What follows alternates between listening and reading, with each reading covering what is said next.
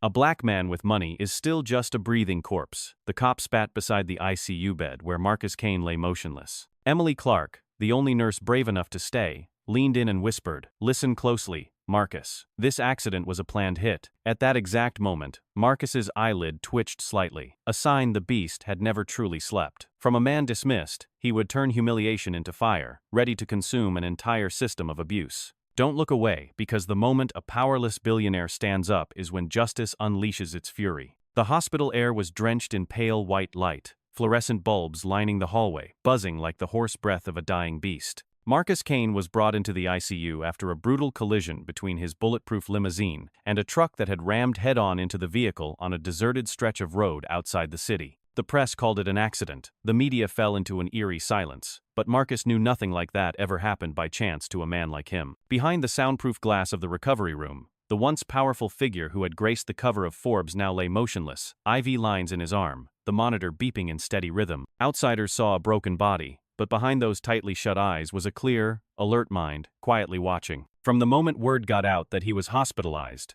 the building turned into a besieged fortress. Blue and gray uniforms crowded the halls, none of them truly concerned about his condition. Their eyes scanned him with suspicion, like they were just waiting for a crack to spew contempt. To many white officers, Marcus represented everything they despised. A black man who had risen from the slums to become a billionaire, head of a massive real estate investment empire, commanding power and wealth wherever he went. In their view, that wasn't success. It was an insult to the order they believed was eternal. Marcus lay still, breathing slowly, listening to every bootstep hitting the tiled floor. The decision to fake a coma came after a doctor advised him to rest as much as possible. He knew that in this world, silence carried more weight than any speech. Only when they believed he was helpless would they reveal their true faces. He needed to see those faces, not through forced smiles at galas, not through cold handshakes in boardrooms, but through careless words and raw disdain when they thought he heard nothing. The door creaked open, and laughter oozed in. Two police officers entered, their voices thick with scorn. One glanced at the still figure on the bed, lips curling. A black man turned billionaire, and in the end,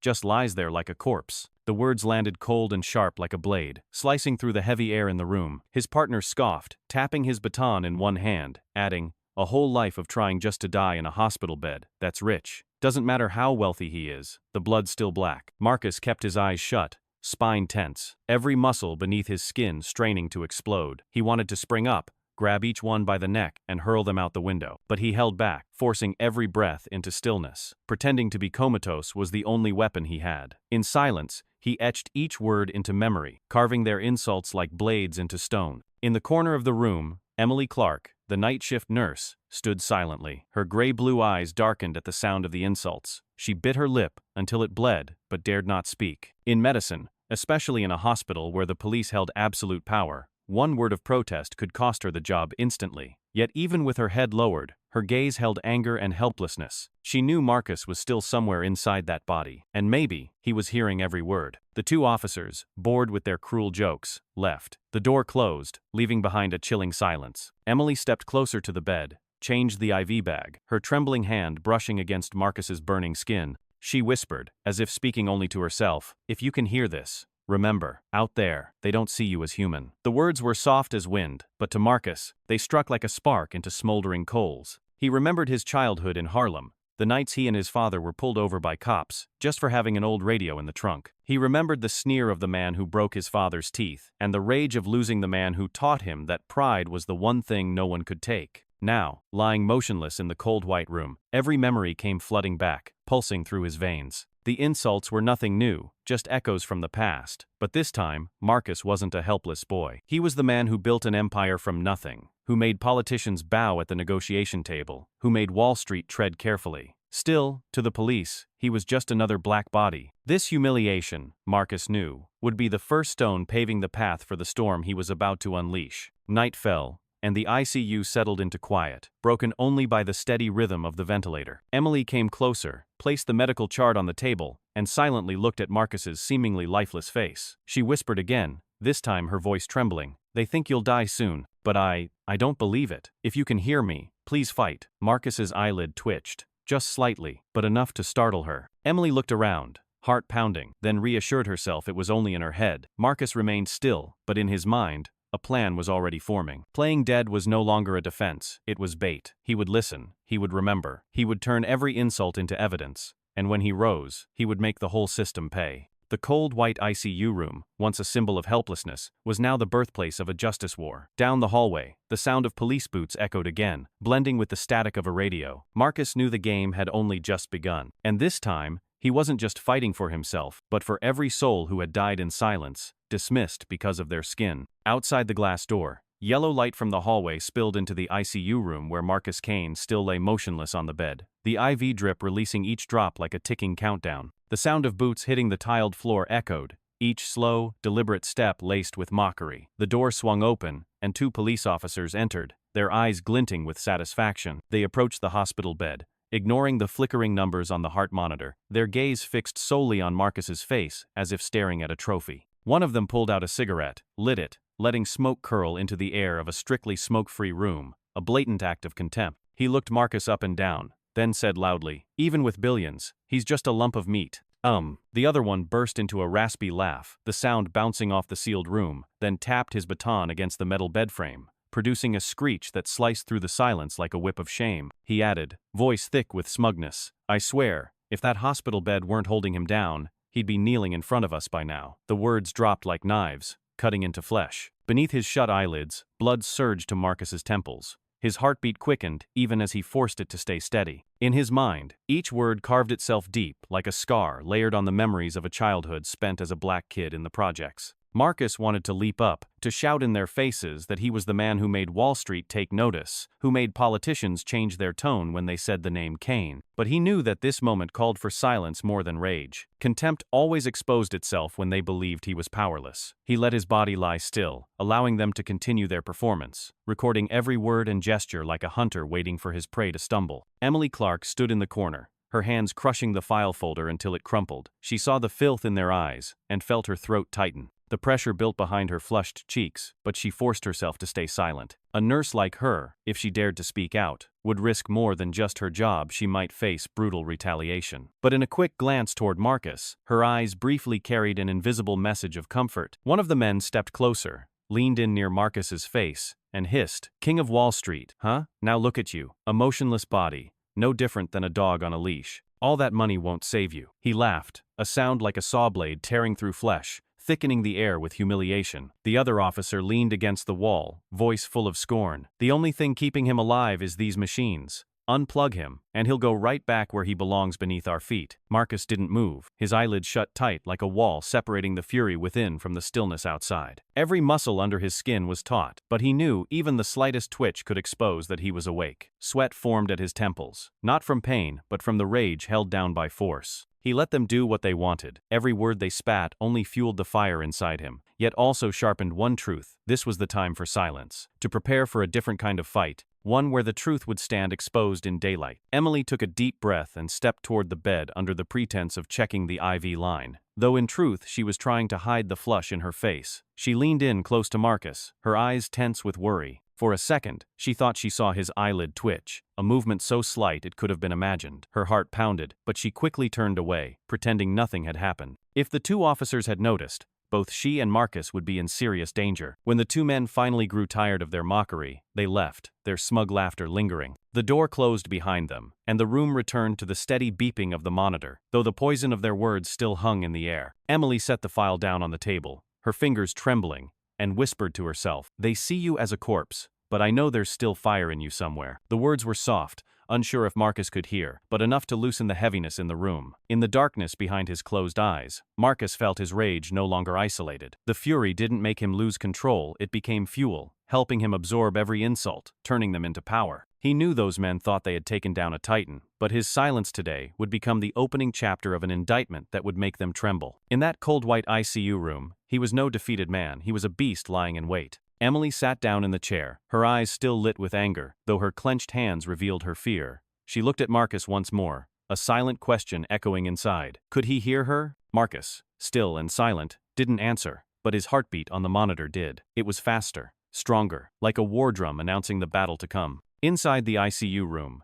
so quiet that even the beeping of the heart monitor sounded like war drums, Marcus Kane lay motionless, while his mind moved relentlessly. He had heard enough for the fire inside to roar, But that rage didn't unhinge him. It pulled old memories from the depths where he had buried them. Behind his closed eyelids, the darkness became a screen, where scenes from the past played in sharp detail, flashes of a brutal life that taught him why weakness was never an option, and why this act of playing comatose wasn't escape, it was confrontation by another means. He remembered his father, a strong black man who worked as a plumber in a poor Harlem neighborhood. His father didn't have much schooling, but his hands were tough, his back straight like steel in a storm. As a boy, Marcus would ride on his father's shoulders, listening to him laugh loudly, even when his shoes were worn through and his calloused hands were stained with grease. But that warm memory turned black on one fateful night. That night, while they were coming back from the market, the police pulled them over, claiming an old radio in the trunk looked stolen. Marcus was 10, sitting in the back seat, clutching a bag of cheap groceries. His father stepped out, papers in hand,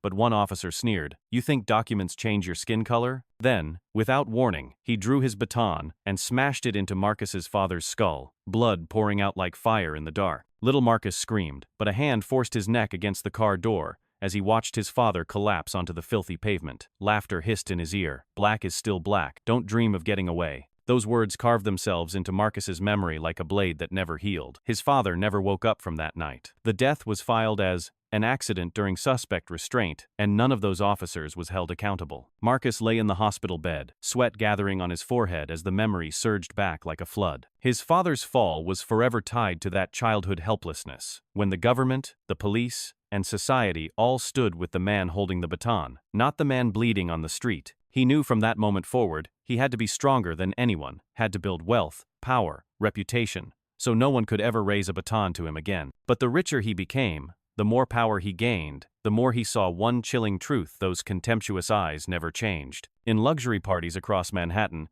he heard the whispered mockery behind his back, the slight sneers of white men with names built on legacy. "So what if he's rich? He's still black," they laughed. In negotiations, he always had to prove himself 2 or 3 times more than his white counterpart to earn trust. And in the eyes of the police, the very people sworn to uphold the law, he was never the victim to protect, always the potential threat. The insults from the 2 police officers in the hospital room echoed like voices from the past. "Even with billions, he's just a slab of meat. If it weren't for the hospital bed, he'd be kneeling in front of us." These lines were no different from what Marcus heard the night his father was beaten to death. In his memory, a voice screamed, "So what if you have money? Black is still black." That sentence was the red thread tying his dark childhood to the present, proof that all these years, this society had never really changed. Marcus understood that pretending to be in a coma wasn't just about self-preservation, it was about settling a blood debt from the past. This was no longer a tactic, but a silent act of vengeance, staged in the darkness of the ICU room, where he turned stillness into a weapon more dangerous than any gun. He would stay motionless, let them expose themselves, let every insult and every careless confession become evidence. He would channel his fury, not into screams, but into one devastating strike at the perfect moment. As the memories surged, Marcus recalled the times he was pulled over by police, even after becoming a successful businessman. One evening, after leaving his office, his Bentley was boxed in by 2 patrol cars. The window rolled down, and a cold-faced officer stared in. "Driving a car like this in this neighborhood? You sure you didn't steal it?" Marcus handed over his papers, but they still made him stand in the rain, hands on the hot hood, while neighbors walked by and witnessed it all. When he asked, "Is there a problem, officer?" the man smirked. "Black is still black. Money doesn't change that." That day, Marcus swore he would build an empire, but now he saw that economic power was never enough to erase prejudice. Old rage and fresh wounds burned together in his chest like fire. Marcus Kane didn't just want to survive, he wanted to prove to the world that truth could be buried, but never forever. Pretending to be comatose would be his way to strip the masks off those in power, to let them reveal their filth when they thought no one was listening. And when the moment came, he would rise not just as a billionaire, but as living proof for millions who had been devalued for the color of their skin. In the vast darkness behind his closed eyes, Marcus saw the image of his father appear, eyes steady and fixed on him, as if reminding him, "Don't let my death be for nothing." He drew a deep breath, his heartbeat pounding like war drums. This was no longer a game of survival, it was a war. A war he would begin in silence, but end with a truth so loud it would shake the rot out of the entire system.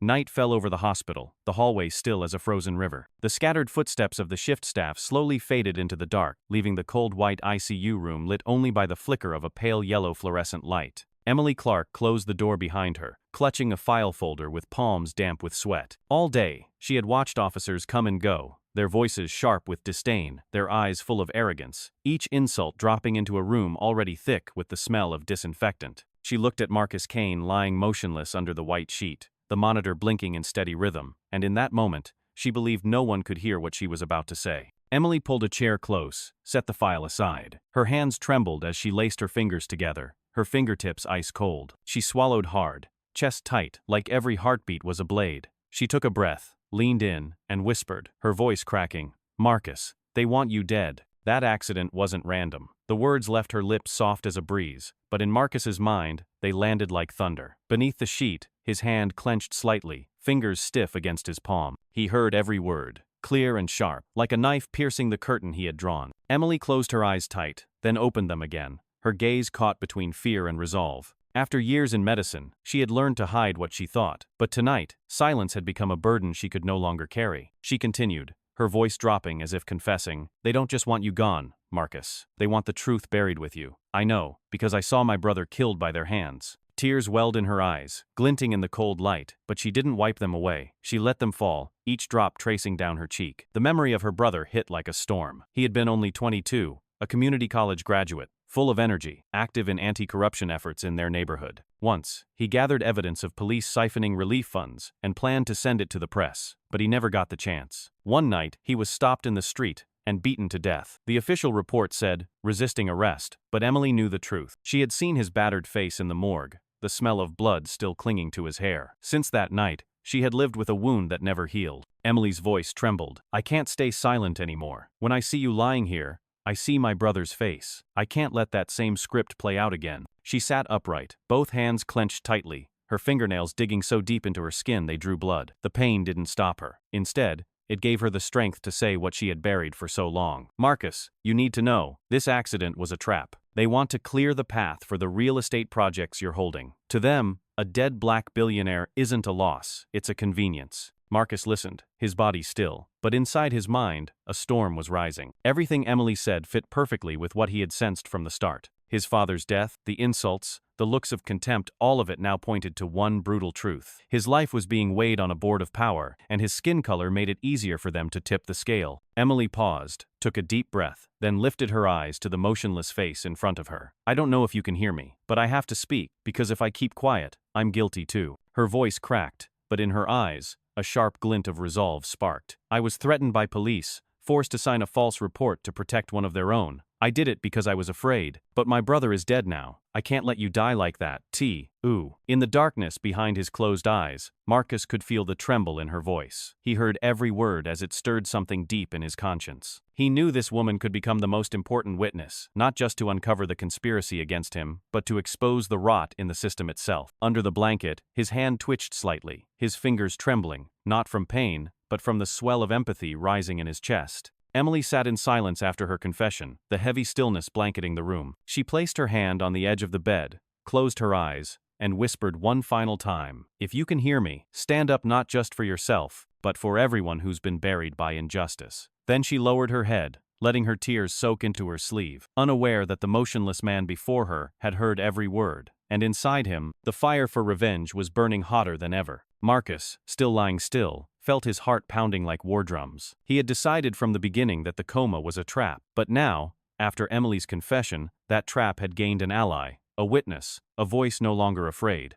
And from that moment on, he knew his silent revenge no longer carried only the name Marcus Kane. It now bore the pain of Emily, her brother, and all the souls who had fallen under a police baton. The night inside the ICU moved slowly, but in Marcus's mind, the war had entered a new chapter. He was no longer just a predator hiding in the dark, but someone preparing to strike first. A blow sparked by the raw confession of a nurse, a confession that turned silence into a spear, aimed straight at the wall of power. Outside the window, the night spread thick like a sheet of smudged ink, the city soaked in cold air, with occasional streetlights casting faint gold across rain-slick pavement. Gusts of wind slipped through the hospital corridor, creating soft howls like whispers from wandering souls. Inside the cold white ICU room, the stillness was so complete that the monitor's steady beeps sounded like a ticking clock counting down to something no one yet understood. Emily Clark stayed behind after her shift, her lab coat wrinkled from the long day, but her eyes remained alert and strained. She looked at Marcus Kane, lying motionless, his face bathed in the pale blue light of the monitor, his chest rising and falling in steady rhythm as if in deep sleep.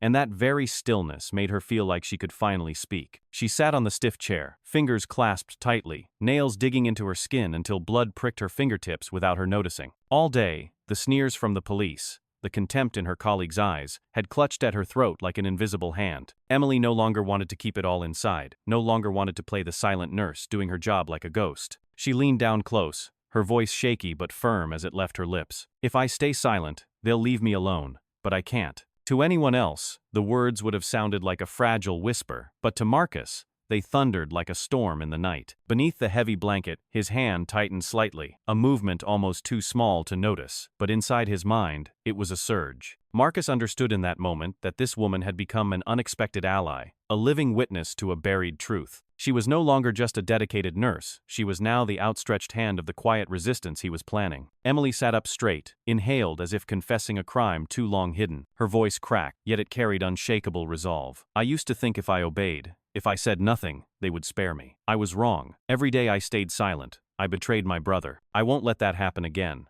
Not with you." In the empty room, her words bounced off the walls and echoed back, as if someone else were listening too. Emily felt her chest lighten slightly, but also shivered, knowing that now she had spoken, there was no turning back. Marcus heard every word, each one etching itself into his mind like a blade carving into memory. A thought rose sharply in his head. "They think I'm helpless, but right now is when I'm strongest." Lying still in the hospital bed, he didn't need to speak, didn't need to react. He already held the upper hand. His silence was the perfect mask, allowing those who thought him unaware to reveal themselves. He realized true power didn't always come from action, but from the ability to wait while the enemy exposed its own weakness. Emily reached out with a trembling hand, gently touching the side of the bed as if searching for something solid to anchor her cold fingers. She looked at Marcus's seemingly still face and continued, her voice lower but no less fierce. "That accident wasn't random. I know they planned it. The police and some of the doctors here are involved. You're a threat to them. If you disappear, every contract, every project you're holding will fall into their hands." Her words ended in a heavy silence. Outside,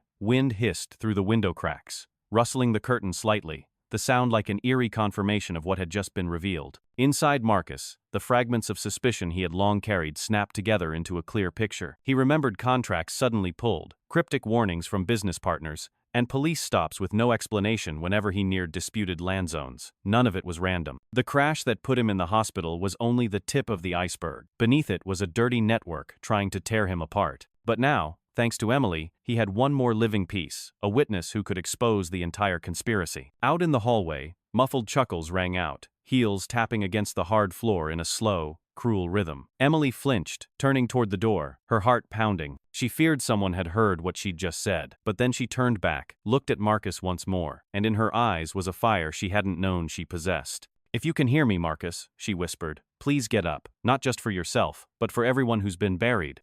Beneath the blanket, Marcus remained still, but his breathing quickened by a beat. He felt Emily's pain blend with his own, becoming something stronger. What began as a tactic to protect himself had now turned, in this very night, into a strategy, a vow. Marcus swore the coma would become a trap, one that those who mocked him would never see coming. They thought he'd been broken, but he would let them get caught in the arrogance they wore like armor. In Marcus's mind, the image of his father returned those steady eyes from long ago and the memories of childhood nights spent trembling by the roadside after being pulled over by police. He heard the sneering laughter from the past blending with Emily's trembling voice in the present, everything layered together, forming a burning mass in his chest. Tonight, in this cold white room, that fire was no longer just rage, it had become the torch that would light the path of vengeance. Emily sat still, tears clinging to her lashes, her hands gripping the file like it was the only talisman she had. She didn't know if Marcus could hear her, but she felt a sense of peace settle inside her. She had made her choice, and though the road ahead was full of danger, she would not turn back. Marcus remained motionless, eyelids tightly shut, but in his mind, the war had already begun. He swore he would turn silence into a blade, the ICU room into a battlefield, and when the day came,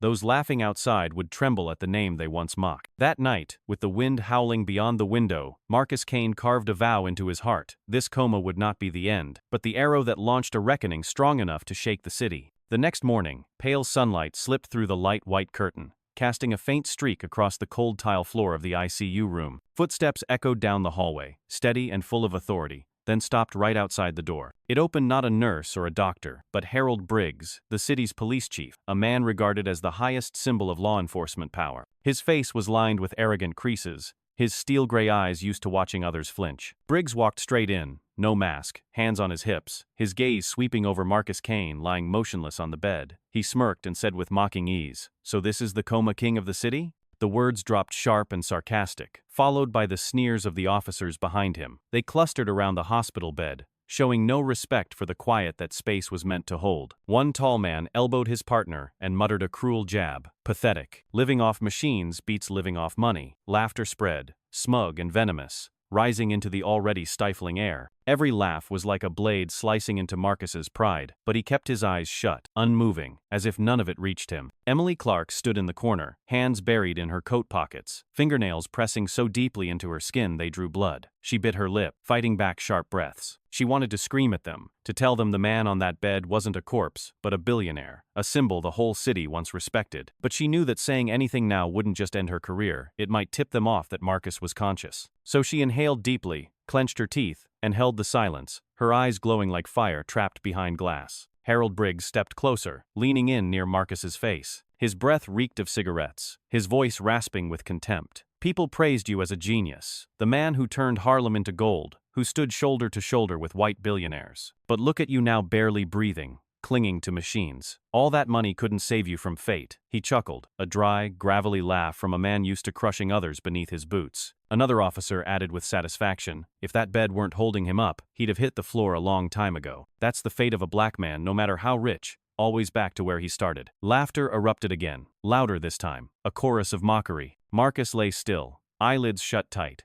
but inside, blood pounded at his temples, and the fire of hatred roared higher. Each word struck like a hammer blow, not breaking him but forging steel in his will. In the darkness, memories surged back his father's face, blood pooling on the street that night, the scornful laughter of the police. Past and present overlapped, Briggs's voice blending with that officer from years ago into a cruel chorus. Black is still black. Marcus felt the pain not as a personal wound, but as proof of the relentless repetition of a decaying system. Emily glanced at Marcus, silently praying he wouldn't move. She knew he had heard everything, she had sensed it since the night before. The faint twitch of a finger, the slight uptick in heart rate on the monitor, all signs he was still aware. She gripped the file tightly, pretending to take notes to hide her trembling hands. In her heart, fear and hope coexisted, fear that the officers would notice, and hope that this humiliation would strengthen Marcus's resolve. Briggs straightened, turned to his men, and spoke with theatrical flair. "This is living proof that no one escapes our reach, not even the richest man in this city." He delivered the line like a performance, etching into the minds of his subordinates that their power was absolute. The officers burst into laughter,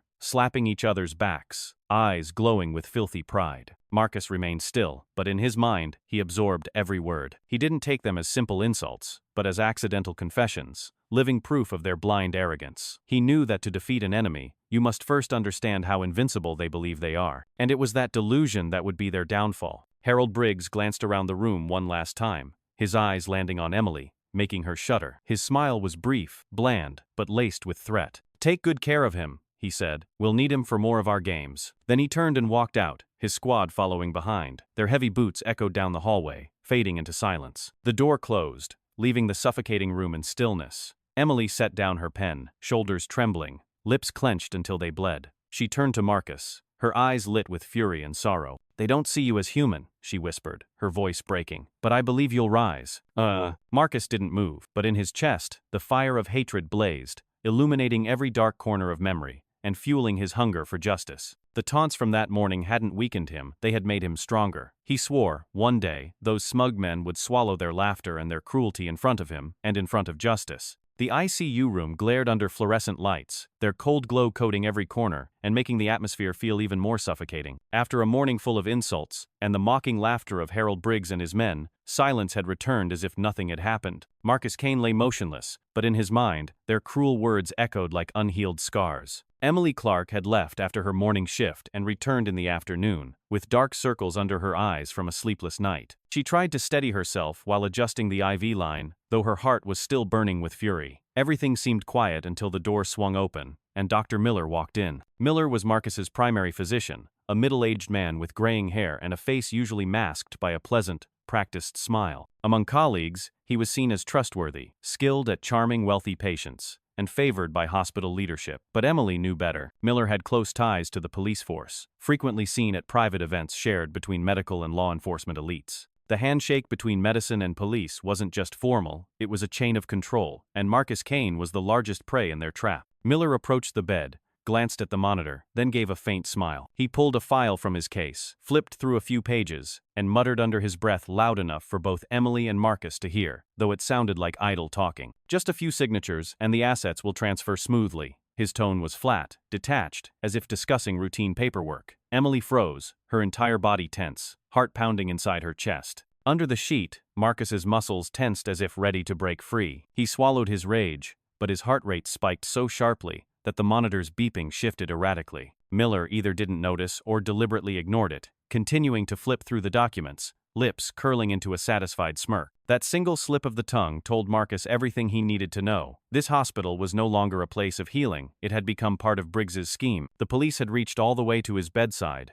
and even a man sworn to save lives now served the darkness. Emily struggled to stay calm, but as Miller cleared his throat and kept talking, her hands began to shake. "No one remembers a dead black billionaire for long," Miller said, his voice dripping with disdain, his polished mask now fully dropped. "We're just cleaning up garbage for the city, and when it's done, everyone benefits." The words hit the air like punches, making the cold room feel even heavier with cruelty. Emily turned pale, her lips pressed tightly together, her skin drained as if every drop of blood had vanished. She wanted to shout in protest, to slam the file into the face of the man who had just spoken such vile words, but her throat tightened as if gripped by invisible hands. Any reaction could reveal that she knew too much. She glanced at Marcus, fury rising in her chest with nowhere to go. Marcus, beneath the still surface, burned with suffocating rage. He heard every word, garbage, every cold syllable slicing into his dignity like a knife. All his life he had endured insults, but never had contempt been spoken so casually, right in the room where he fought for his life. His chest swelled,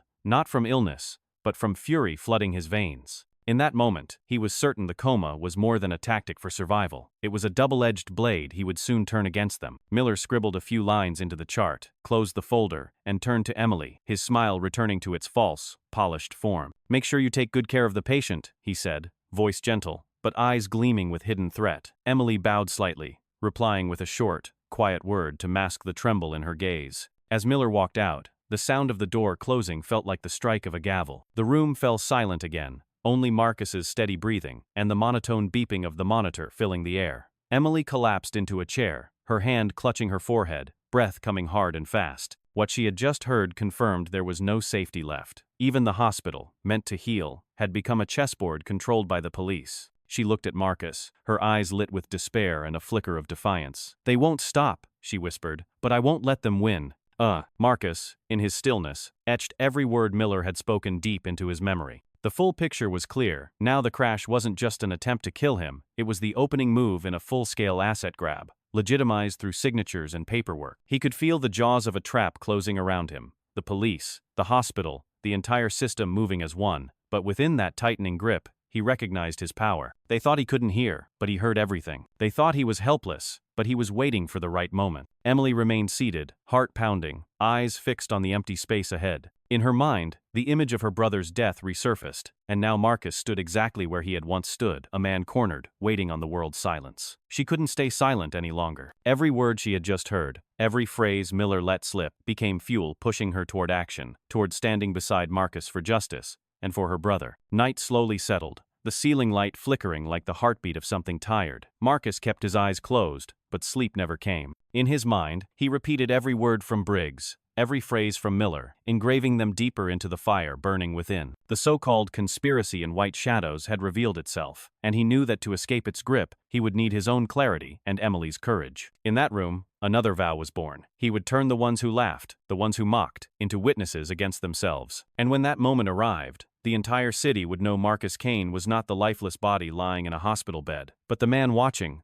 waiting, and ready to rise and shatter the illusion of power that had ruled for too long. That afternoon, the city sky turned a heavy shade of gray. Clouds gathered thickly, and the air hung heavy with the promise of a coming storm. The pigeons that usually perched around the hospital square had vanished, leaving only cold, empty spaces and an increasing number of footsteps. Since morning, the news had spread at lightning speed. An unarmed black man had been shot dead by police on his doorstep, in front of his wife and children. A neighbor had filmed it on a phone, and the footage flooded social media, sparking a wave of fury. The hospital where Marcus Kane lay had unintentionally become the epicenter as an angry crowd gathered at the gates, raising signs, their chants rising in rhythmic waves like a tide. Outside the hospital, groups of people gathered, mostly black residents from poor neighborhoods, but also young white faces, students, and social activists. Red, black, and white banners were held high, their words stabbing straight into the eyes of passers-by. "Stop killing us. We want justice. No more silence." Drums beat in unison like a single massive heartbeat, followed by the chant of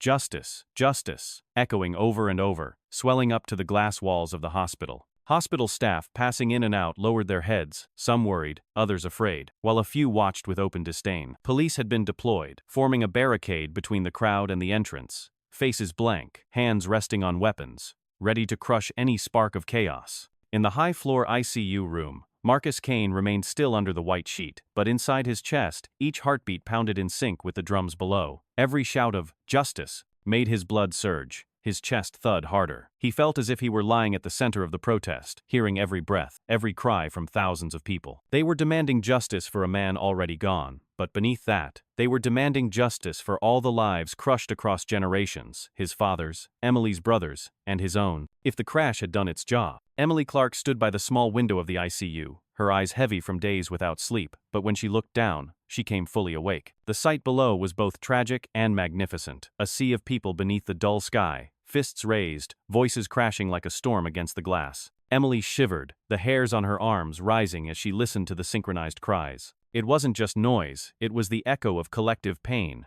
of fury, long suppressed, and of a fragile hope that justice might one day arrive. She turned back to Marcus, the motionless man on the bed, his face bathed in the cold light from the monitor screen. He appeared to be deep in a coma, but to Emily, he was the center of everything happening. The storm outside felt like a summons, an eerie resonance that couldn't be ignored. She stepped closer, sat in the chair, her hands tightly clasped, heart pounding. She bowed her head slightly, lips trembling, and finally let out the question she had held in for days. "If you're still alive, what will you do?" The question came out in a whisper, nearly drowned by the monitor's steady beeping, but in that moment, the room felt frozen in time. Emily stared at Marcus's face, where proud features still showed beneath the exhaustion. She didn't expect an answer, but her heart screamed that he heard her. She had seen his finger twitch, the heart monitor spike, whenever insults were hurled. This time, she was silently begging for a sign. And then, Marcus's eyelids stirred, a subtle flutter like ripples on a still lake. Emily stopped breathing, her heart slamming in her chest, eyes wide, her whole body trembling with emotion. It was only a faint movement, but to her, it was thunder. That gentle flicker was the answer, the declaration that Marcus Kane was still here, still listening, still feeling the storm outside. Emily brought her hand to her mouth, holding back a sob. Tears streamed down her cheeks, falling onto the white bedsheet like a mark of truth. She leaned in closer, whispering, her voice shaky but firm. "They think you're broken, but I believe you will rise. The crowd outside doesn't need another body. They need someone alive to lead."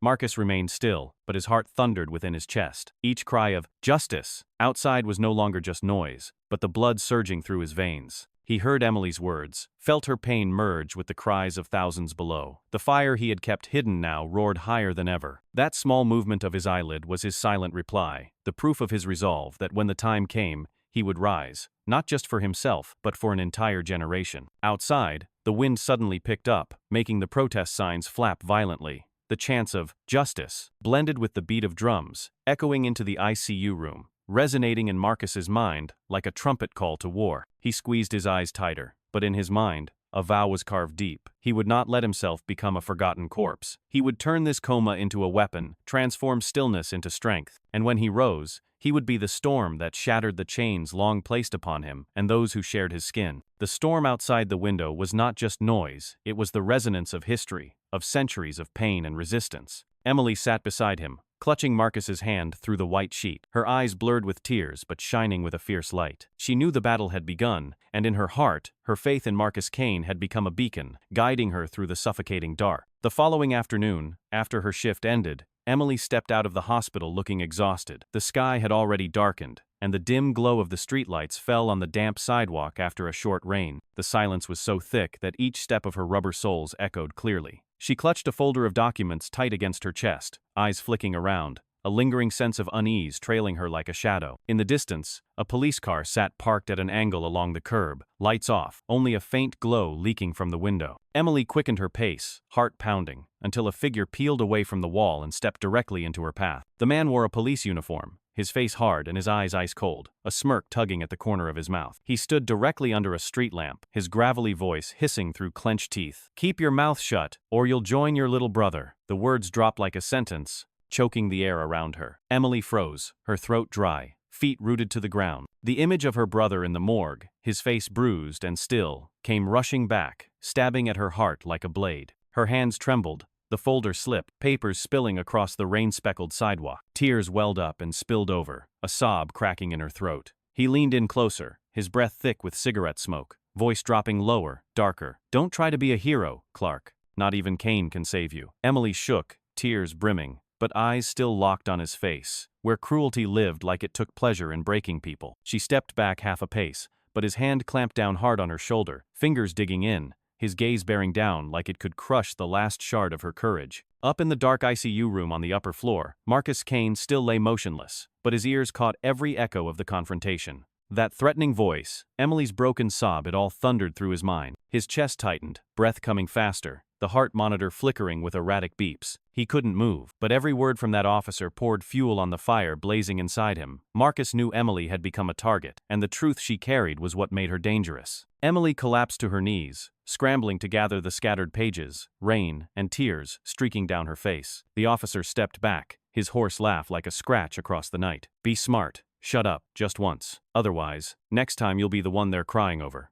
He walked away, his shadow melting into the dark, leaving behind a thick silence steeped in threat. Emily sat there, gripping the papers tight, clinging to the last of her resolve. On the hospital bed, Marcus squeezed his eyes shut tighter, a bead of sweat rolling down his temple. He had heard everything, swallowed it whole like consuming a burning flame. He knew this was no longer just a personal quest for revenge, but a battle to protect those brave enough to stand by him. In the darkness, he drew a deep breath, engraving a vow into his heart that this silence would end with a roar strong enough to shake the entire city. The night slowly retreated from the city, and the first rays of light crept through the blinds, making the ICU room slightly brighter, though not enough to lift the heaviness hanging in the air. Emily Clark returned after a haunting night shift, her face pale, dark circles under her eyes if she hadn't slept at all. She sat down, placed the folder on the table, and clenched her hands to stop them from trembling. In her mind, the officer's threat echoed again and again, every word stabbing into her memory. "Keep your mouth shut, or you'll join your little brother." That sentence wasn't just a warning, it was a sentence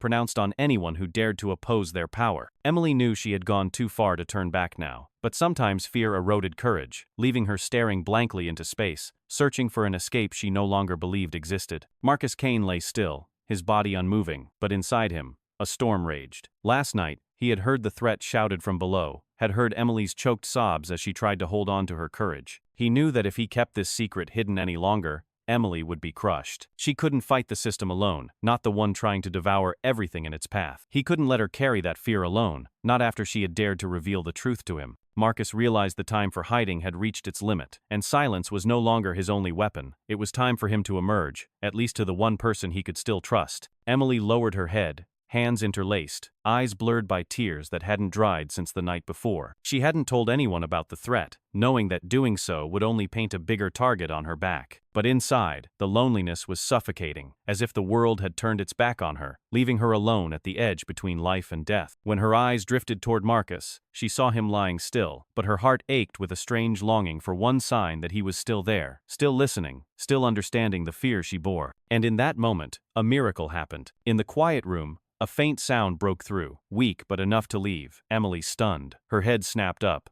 eyes wide, thinking she had imagined it. Then, from Marcus's dry lips, a whisper escaped rough but firm. "Don't be afraid. I heard everything." Emily froze, her breath caught in her throat. She stared at the seemingly motionless face, at the lips that had just moved, at the eyes still closed, but with features no longer cold like carved stone. Tears spilled from her eyes, not out of fear, but from relief, because at last, she knew she wasn't alone. Last night, she had thought her words had fallen into emptiness, but now she understood every word had been taken in by Marcus, turned into fuel for the fire he had been feeding. Marcus still didn't open his eyes, but he knew this moment would change everything. That whisper wasn't just to calm Emily, but to confirm that he had awakened, that he would stand with her against the storm. He couldn't let that woman drown in fear alone. It was a debt of honor, a silent promise between those who had once been pushed to the edge by oppression. In Marcus's heart, resolve surged. He had chosen Emily as his ally, and that first whisper was the signal marking the beginning of a bond that would make their enemies tremble. Emily raised her hand to her mouth, trying to stifle a sob, then leaned in closer and whispered, You're awake? You heard everything? All this time?" Marcus didn't answer again, staying silent to avoid revealing himself too soon, but the heart rate on the monitor rose slightly, like a silent nod. Emily understood, and the trembling in her body gave way to belief. In her tear-filled eyes, a new light flickered, no longer despair, but determination. She knew that from this moment on, they were no longer two isolated souls, but two pieces of a larger plan. Outside, the wind howled against the glass, carrying the echoes of protests still burning. In Marcus's chest, each chant of justice from the night before rose again, mingling with Emily's trembling voice to form a battle hymn. He had revealed himself not by standing up, but by showing he could hear, that he knew, that he was ready. And a single whispered sentence was enough to shift the balance, enough to give Emily the strength to keep going. The ICU room was no longer a cold space holding a fading body, but the origin of a plan, a place where two people bound by shared pain had vowed to fight the darkness, engulfing the city. Emily wiped her tears, her hand gripping the edge of the bed, nodding slightly in response to Marcus's whisper. In that moment, for the first time in years, her heart didn't tremble, it stood firm. And Marcus, still silent, felt the fire inside him become a light, one that illuminated the room and the long road ahead. In the dim light of evening, the ICU room suddenly became the stage for a revelation far beyond anything Emily Clark had anticipated. She was still sitting beside him, her heart still trembling from Marcus's whispered words, her eyes still red from tears that hadn't yet dried. She didn't expect any further signs, thinking that vague confirmation had been more than enough to believe. But then it happened. Slow and deliberate, Marcus Kane opened his eyes, lashes fluttering before revealing a determined gaze, weak but burning like a flame in the night. Emily froze, hands falling to her lap, breath quickening, then choked out between disbelief and relief. You're really awake?" Marcus looked directly at her, his gaze not that of someone just emerging from a coma, but of a man who had witnessed everything from beginning to end. His voice was hoarse, frail but clear, each word slicing through the air. "I need a witness. Will you stand with me?" The question landed like a blade, cutting through the oppressive shell that had weighed on the room for days. Emily brought her hand to her mouth, tears spilling again, not out of fear, but because she realized she had been drawn into something far greater than she had ever imagined. She nodded without hesitation, eyes glowing with a mix of resolve and fear. "I've already chosen," Emily whispered, her voice rough. "I can't back down now, not after everything I've told you." Inside her, the image of her brother, life stolen away, surfaced again, and now, siding with Marcus was the only way she could redeem herself for the one who had fallen. She knew agreeing meant her life would never be safe again, and everything could end in an instant. But if she turned away, she'd spend the rest of her life buried in shame and regret. Marcus closed his eyes briefly, as if to suppress the physical pain still tormenting him, but when he opened them again, his gaze was sharper than before. In Emily, he saw sincerity, a rare resilience in someone who had been trampled. He understood that to face a power structure both greedy and ruthless, he needed a witness brave enough to stitch the fragments of truth into a complete picture. And Emily was the irreplaceable piece. The ICU room suddenly felt smaller with the words they had exchanged. The monitor still beeped steadily, but it no longer sounded like a countdown of weakness. It was the background rhythm to a beginning. Emily sat upright, wiped away her tears, and looked at Marcus with the eyes of someone who had bound her fate to a fight with no retreat. Among those cold white walls, two wounded souls had found each other not as patient and nurse, but as two allies in the dark. Marcus reached a weak hand beyond the sheet, his fingers trembling but trying to touch Emily's. She immediately grasped it, holding tight like it was a lifeline. In that moment, she felt clearly the strong pulse in his wrist, nothing like a man who had given up hope. It was the heartbeat of someone preparing for battle, someone ready to turn prolonged silence into a devastating counterstrike. "Where do we start?" Emily asked, her voice soft but resolute. Marcus looked at her for a long moment, his eyes lit with both pain and pride. "From right here. Let them keep believing I'm helpless,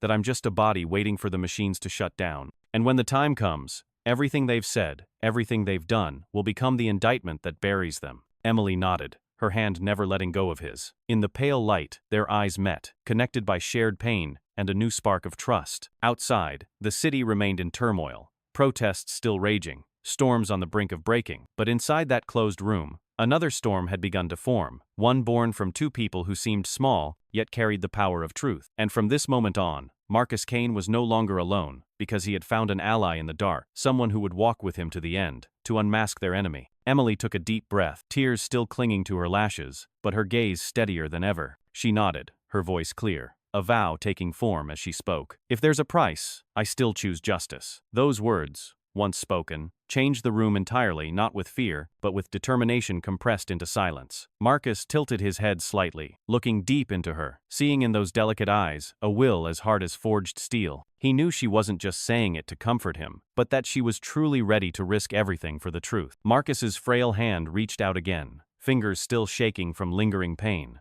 But when they touched Emily's, the tremble became strength. She gripped it tightly, their hands locking not as a casual gesture, but as the beginning of a pact. In the pale light, they both felt the heat of each other's skin, a quiet flame igniting the cold room. In that moment, they were no longer patient and nurse, no longer two isolated souls, but allies in a battle that would shake the entire city. Marcus closed his eyes for a moment to suppress the sharp pain in his chest, but in his mind, the plan had already taken shape. He knew that to bring down the enemy, he first had to let them believe they had already won, that Marcus Kane was nothing more than a body waiting for the machines to shut off. He would pretend to remain in a coma, stay motionless, so that Harold Briggs and his cohorts would let their guard down and reveal even more of the truth. And Emily would be the ears, the eyes, the hands that gathered every fragment of evidence, every careless word that exposed a crime. Emily sat close to the bed, her hands still clasped around his, as if letting go would make everything vanish. She leaned in, whispering into the air, "They won't suspect a thing, Marcus.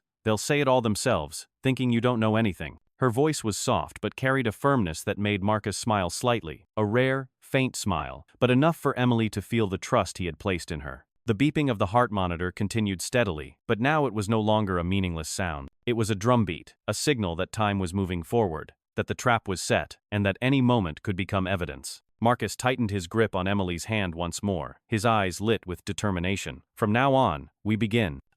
In that cold white room, silence was no longer a sign of despair, but a weapon. Their clasped hands remained locked, like an invisible thread binding their fates. The plan to ensnare had been launched, and from this moment forward, Marcus Kane and Emily Clark had become a single force, quiet but resolute, ready to wait for the enemy to step into the trap built from their own arrogance. The ICU room sank back into its usual sterile whiteness, machines beeping steadily, fluorescent lights overhead casting a brightness so harsh it felt artificial. Marcus Kane resumed his old posture, eyes shut, body motionless, as if truly unconscious, but inside, every sense was alert and tense. Choosing to continue the coma act was no longer just a defense. It had become a strategy. He knew that to make the enemy fall into their own trap, he had to play the part of a weak victim to the end, let them believe they were in control. Emily Clark entered, small in stature but with eyes sharp and focused, carrying a folder and a phone discreetly tucked into her coat pocket. Since Marcus admitted the truth and took her hand, Emily had completely changed. The fear was still there, but buried beneath a layer of solid resolve. She knew every second in this room mattered, that any words slipping from the mouths of the arrogant could become evidence. Walking past the hospital bed, she subtly placed the phone on the edge of the table, screen off, microphone live, aimed toward Marcus. Every movement she made was so precise it was almost unnoticeable, and only Marcus knew that, at that moment, he had an ally silently recording the truth. The door burst open, and two police officers entered, their swagger loud, boots stomping on the floor as if to declare their presence. One whistled, walked up to the bed, jerked his chin at Marcus, and sneered, "Well, is our coma king still breathing today?" The other laughed loudly, voice echoing, "Don't worry, he won't be breathing much longer." Briggs said once the paperwork's done, we can pull the plug anytime. The words rolled out casually, as if they weren't planning a crime but simply discussing office procedure. Emily stood still in the corner, heart pounding, but kept her composure. Her grip on the folder tightened to hide her trembling as the phone captured every chilling word. Marcus lay motionless, but he heard every syllable, his heart pounding with rising fury. He wanted to leap up, to go straight for the smug officer, but he knew he couldn't, not yet. He needed them to say more. Let their confessions pile up into a mountain. Their arrogance would blind them to the noose tightening around their own necks. And that, more than anything, was the sharpest weapon he and Emily held right now. One of the men pulled out a cigarette, lit it right there in the hospital room, smoke swirling thickly, then let out a low chuckle. "You see this, Kane? You used to think your money made you invincible, but now, with just a few signatures, your whole empire will land in someone else's hands." You'll die, and they'll call it a medical complication. Clean, simple, no one will look deeper. His words drifted through the white smoke, making the room feel even heavier. The other man nodded, adding, "That's right, a black billionaire dies, and no one mourns for long. The mob outside will yell until they're tired. Cops like us stay the law, and you become a forgettable name in tomorrow's news." Emily bit her lip hard, eyes lowered to hide the fury behind them. In her mind, her brother's voice echoed, his final scream before being crushed by violence, and she knew the men before her were no different from his killer. But this time, she would not stay silent. Every word they spilled was being captured, preserved, turning into blades of justice. Marcus felt his breathing grow heavier, but he inhaled deeply to steady it. In his mind, he whispered to himself, "Keep talking, keep spilling that arrogance. Every word is another chain around your neck." He knew the sick charade they performed each day in this supposedly sterile ICU room was the most vivid evidence of all, and he, in his motionless state, was the one holding the reins of the game. When they left, their boots echoing down the hallway, the room reeked of cigarette smoke. Emily stepped forward, turned off the phone, her hand trembling as she slid it back into her pocket. She looked at Marcus and gave a subtle nod, her eyes gleaming with pride. She had recorded everything. Marcus gently closed his eyes, a sense of relief swelling inside. The dangerous game had truly begun, and in the shadows, he and Emily now held the trump card. Emily stepped out of the ICU, shoulders stiff, but her face calm, wearing the composed look of a nurse finishing a routine shift. She passed a few colleagues without betraying a single sign, her faint smile and brief greetings masking the storm inside. In her coat pocket, the phone that had just captured the officer's conversation still felt hot like a live coal, one slip away from burning her life to the ground. But Emily knew if she let fear win, everything she and Marcus had risked would be for nothing. As the door clicked shut, Marcus was left in silence once again, his body unmoving but his mind wide awake. He had heard the change in his heart monitor when tension rose, had felt Emily's short, anxious breaths as she faced the enemy, and he knew they were playing a game where every move was laced with danger. But behind the closed eyes in that darkened world, Marcus still controlled the tempo, knowing when to hold back, when to let the enemy expose themselves. He was the hidden operator, letting Emily appear as the weak pawn, while he remained the one watching every move, turning careless words into blades. Emily walked briskly down the long corridor, filled with anxiety, though no one could see it on her face. She still stopped by the nurse station, signed the logbook, exchanged a few polite greetings, leaving behind the impression that everything was normal. Only once, alone in the restroom, did she allow herself to breathe heavily, hands shaking as she pulled out her phone. The recordings stored in its memory were the first pieces of evidence, and she knew every second of that audio would become the foundation stones of a wall built for justice. In the ICU, Marcus kept his eyes closed, replaying the officer's mocking voices. He didn't hear insults alone, but unconscious confessions. The trap he and Emily had set was starting to work. He controlled his rage with clarity, keeping it from exploding into recklessness, instead letting it build quietly, layer by layer, waiting for release. In his mind, the web of evidence was forming, each conversation in this room, each arrogant comment,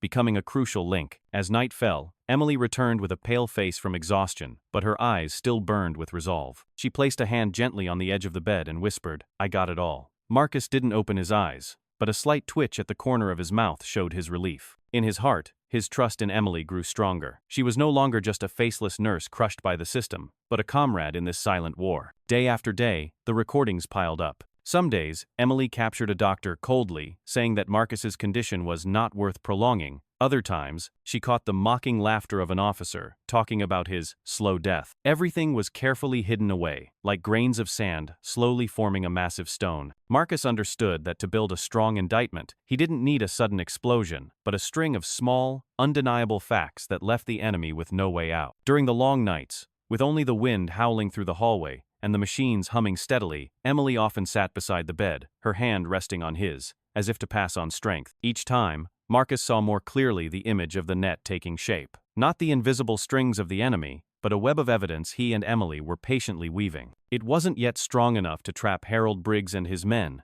but day by day, it would tighten, until there was no escape left. The ICU room, once a symbol of helplessness, had now turned into a silent battlefield. Marcus, motionless in appearance, controlled the game from the shadows, while Emily, with steady eyes, gathered each piece of the puzzle. They needed no weapons, no gunfire, just persistence, sharp memory, and a single, small phone. And just like that, the web of evidence thickened each day, laying the groundwork for a takedown unlike any before. On the third morning, after Marcus Kane was admitted to the hospital, the atmosphere inside was as tight as a drawn wire. The protests outside the gate had not eased. Just last night, hundreds of people lit candles and held up photos of the latest victim of a police shooting. The crowd kept chanting, making the hospital board uneasy, but Harold Briggs saw it as an opportunity. The police chief entered Marcus's room with a smug expression, uniform crisp, badge gleaming under the lights, followed by a few of his close officers. The door opened, and Briggs stood right beside the bed, staring down at Marcus with a cold gaze, his mouth curling into a bitter smile. His voice rang out, loud enough for the entire room to hear. "His death will clear the path for this whole city." The words dropped like a hammer, leaving Emily Clark frozen for a moment. She stood in the corner, pretending to check the IV, but her hand slid into her pocket, fingers finding the phone. Her heart pounded as she tapped the record button, capturing every second, every word. She barely dared to breathe, maintaining a calm facade, but her eyes burned with fire. This was the most important evidence since she and Marcus began the plan. Briggs had no idea he'd just made himself a criminal in an invisible trap. He went on, his tone more scornful. "Look out there, that mob screaming over a useless corpse. Do they think their voices will change anything? We just need to bury Kane. All the real estate projects he blocked will reopen. Money will flood into the city, and who will remember some black man who used to sit on a pile of gold?" The officers laughed, dry and cruel. Marcus remained motionless, but inside, his blood boiled. He heard Briggs's voice clearly, heard the arrogance that only reinforced his belief that his father's death years ago, the pain of countless families, were all part of a never-ending cycle controlled by men like Briggs. He had to suppress the urge to move, to not rise up now, because he knew Emily was doing exactly what was needed, and this evidence had to be preserved no matter what. Emily kept her head down, pretending to jot notes in the file, but her ears were wide open, every word from Briggs cutting like a blade. She thought of her brother, thought of the people gathered outside, and told herself, "Keep talking, your own words will destroy you." The phone in her pocket kept recording, every second ticking forward like a step closer to the truth. Briggs turned to the officer beside him, lowered his voice just enough to still carry through the room. "Just a few more days. Once the public cools down, he'll never wake up. One signature, a few lines in a report, and it's done." He clapped his colleague hard on the shoulder, and both burst out laughing. That laughter made it into the recording, becoming irrefutable evidence of a dark conspiracy. When Briggs and his entourage left, the room sank back into its cold white light. Emily exhaled sharply, sweat dampening the back of her uniform. She pulled the phone from her pocket, glanced at the recording timer ticking away, and her hand trembled as she pressed stop. That recording wasn't just another puzzle piece. It was a dagger straight into the heart of Briggs's power. She hid it carefully, her eyes flicking to Marcus. He still lay still, but his eyelids fluttered slightly, as if telling her he heard, he knew, and he was ready. Emily stepped closer, rested her hand on the edge of the bed, and whispered softly, "We've got what we need." Marcus answered in silence with a slight twitch of his finger, a small but firm signal. In that lifeless room, two people were still breathing, still fighting, and now held a piece of evidence strong enough to crack the wall of power. Outside, the chant of "Justice" rose again, louder than it had been in the morning. The storm of the crowd kept building, and inside the room, Emily and Marcus were beginning to see the path toward the day that storm would finally tear down every lie. Marcus lay still behind closed eyes, but Briggs's words echoed in his mind like a warning bell. His death will clear the path for this whole city. Wasn't just the smug rambling of a man drunk on power, it was a death sentence his enemy had already signed. Marcus knew if he hesitated, the window would close, and there'd be no second chance to turn the game around. This was the moment everything had been building toward, every second of silence, every calculation made since he pretended to fall into a coma. He couldn't just keep listening, couldn't just gather fragments of truth. It was time to make the first move in his counterattack. A clearer plan formed in his mind than ever before. Marcus knew he couldn't take on the whole system alone. He would need loyal people, those who understood him, those willing to move in the shadows until the day the truth came to light. Even lying in a hospital bed, he was still Marcus Kane, the man who built an empire from nothing, and his true power didn't reside in this weakened body, but in the network of people he had lifted up, the ones he had once trusted with everything. He immediately thought of David, the loyal right hand from the early days of the company. David was more than an assistant. He was a friend who had pulled Marcus out of more than a few treacherous deals. With his skill in gathering and securing information, David was the key link to safeguarding the recordings Emily was now risking her life to protect. Marcus had long ago set up secure communication channels, and now it was time to use them. He slightly curled a finger, a small signal but enough for Emily to understand, and within hours, David had received a brief message from a familiar source. Beyond David, Marcus thought of Elena, a skilled attorney who had stood by him through high-stakes litigation. She wasn't afraid of public scrutiny, having made even the most powerful figures tremble in court. Marcus knew that when the time came, the evidence would need a sharp legal mind to turn it into a public weapon. Elena was the irreplaceable choice. In his mind, every step of the plan had its place. Emily would keep collecting evidence under the cover of white coats. David would handle security and delivery. Elena would prepare the legal framework to block every escape route for Briggs and his allies. In the silent ICU room, Marcus kept his eyes shut but allowed a faint smile to creep across his lips, unseen by anyone. He let his body stay in character, but inside, he knew he had returned to his rightful position, the one who controls the game. Even in stillness, he could command. He could strategize. Those outside thought he was tied to this hospital bed, but in truth, the pieces were already moving under his direction. Emily stepped closer to the bed, leaned down, and whispered, "I've stored the recording safely, but if they search me, I won't be able to hold on to it for long." Marcus twitched a finger, his eyes opened for a brief moment, the light in them commanding. "Someone will take care of it," he whispered, low but firm. Emily didn't ask further. She understood that what was happening now had gone beyond her control. She only knew that from the moment Briggs let those cruel words slip, Marcus had fully returned with the instincts of a man who once ruled this city. That night, as moonlight spilled across the hospital roof, and the crowd outside still shouted, "Justice," a hidden network began to activate. David received a call on an old encrypted line. Elena unexpectedly got a packet of encoded documents, and in quiet corners of the city, people who owed Marcus favors began to move. His network, thought to be dormant the moment he fell, was alive again, silent but unstoppable. Marcus Kane knew he didn't have much time left. Briggs and his allies could act at any moment, and each passing day brought them closer to executing their plan to eliminate him. But he also knew this moment was the leverage, the turning point that would shift the game from one-sided to a standoff. And in this fight for survival, he held something they never anticipated: a loyal network, a brave witness, and an unbroken spirit that had never been defeated. In the dark, as the hospital fell into sleep, Marcus Kane closed his eyes, his breathing steady, like a man still lost in a coma, keeping the act alive. But inside, he had already set a new game in motion, and this time, he would be the one to drag Harold Briggs into the light with the very words Briggs had just let slip. Night fell, the sky dark, as if draped in a black veil over the entire city. The streetlight outside cast a long beam through the ICU window, stretching across the tiled floor, quietly illuminating two people facing each other, one lying motionless in bed, the other sitting beside him with wide, tense eyes. After days of holding back the truth, Marcus Kane finally decided to break the silence that had surrounded him. He turned his head slightly, his breath heavy, his voice low and rasping like wind through stone. "Emily, you deserve to know. I've lived my whole life under the shadow of oppression, no different from your brother." Emily went still, her heart racing as Marcus began to speak, because each word he uttered seemed torn from the depths of memory. Marcus said that from a young age, he had learned what injustice meant. When his father was beaten to death by police right on the street for daring to argue about an old radio, Marcus was only 10, standing frozen on the sidewalk, his small hands covered in his father's blood. He remembered the sound of metal batons striking, the cold stare of the man with a badge, and the words burned into his mind, "Black is still black." From that day on, Marcus knew he had to be stronger than everyone just to survive, but the trauma of that day never left him. Even after he became a billionaire, owned skyscrapers, and was praised in the media, the suspicious and contemptuous looks from the police clung to him like a shadow,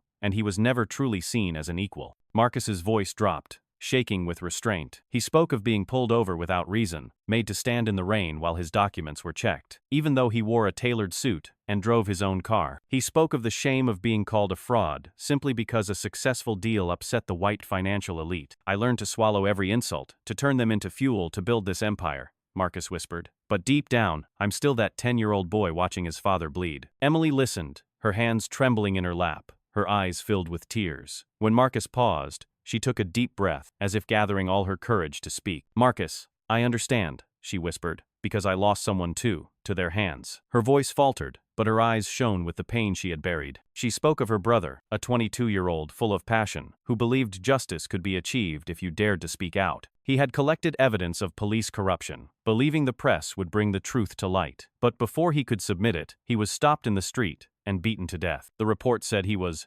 resisting arrest, but Emily knew it was just a cover for an execution. The day she received his body in the morgue, saw his bruised face and forever closed eyes, a part of her soul died too. Tears streamed down Emily's cheeks, her voice choked. "I've been silent since that day, Marcus. I buried the pain in my work, let myself live like a shadow. But when I saw you lying here, when I heard them mock you, when I remembered my brother, I knew I couldn't stay silent anymore. She lowered her head, her hand instinctively gripping Marcus's, as if finally finding a rare sense of connection after years of bearing it alone. Marcus gently squeezed her hand, his eyes flashing beneath heavy lids. He recognized that Emily's pain was no different from the one he had carried his whole life. Two people from different paths, one a powerful billionaire, the other an anonymous nurse, had met at the intersection of loss and injustice. That connection had turned them into allies, not just in a plan for justice, but in a journey to reclaim the dignity stolen from so many. The ICU room remained cold and pale, the monitor's steady beeping filling the air,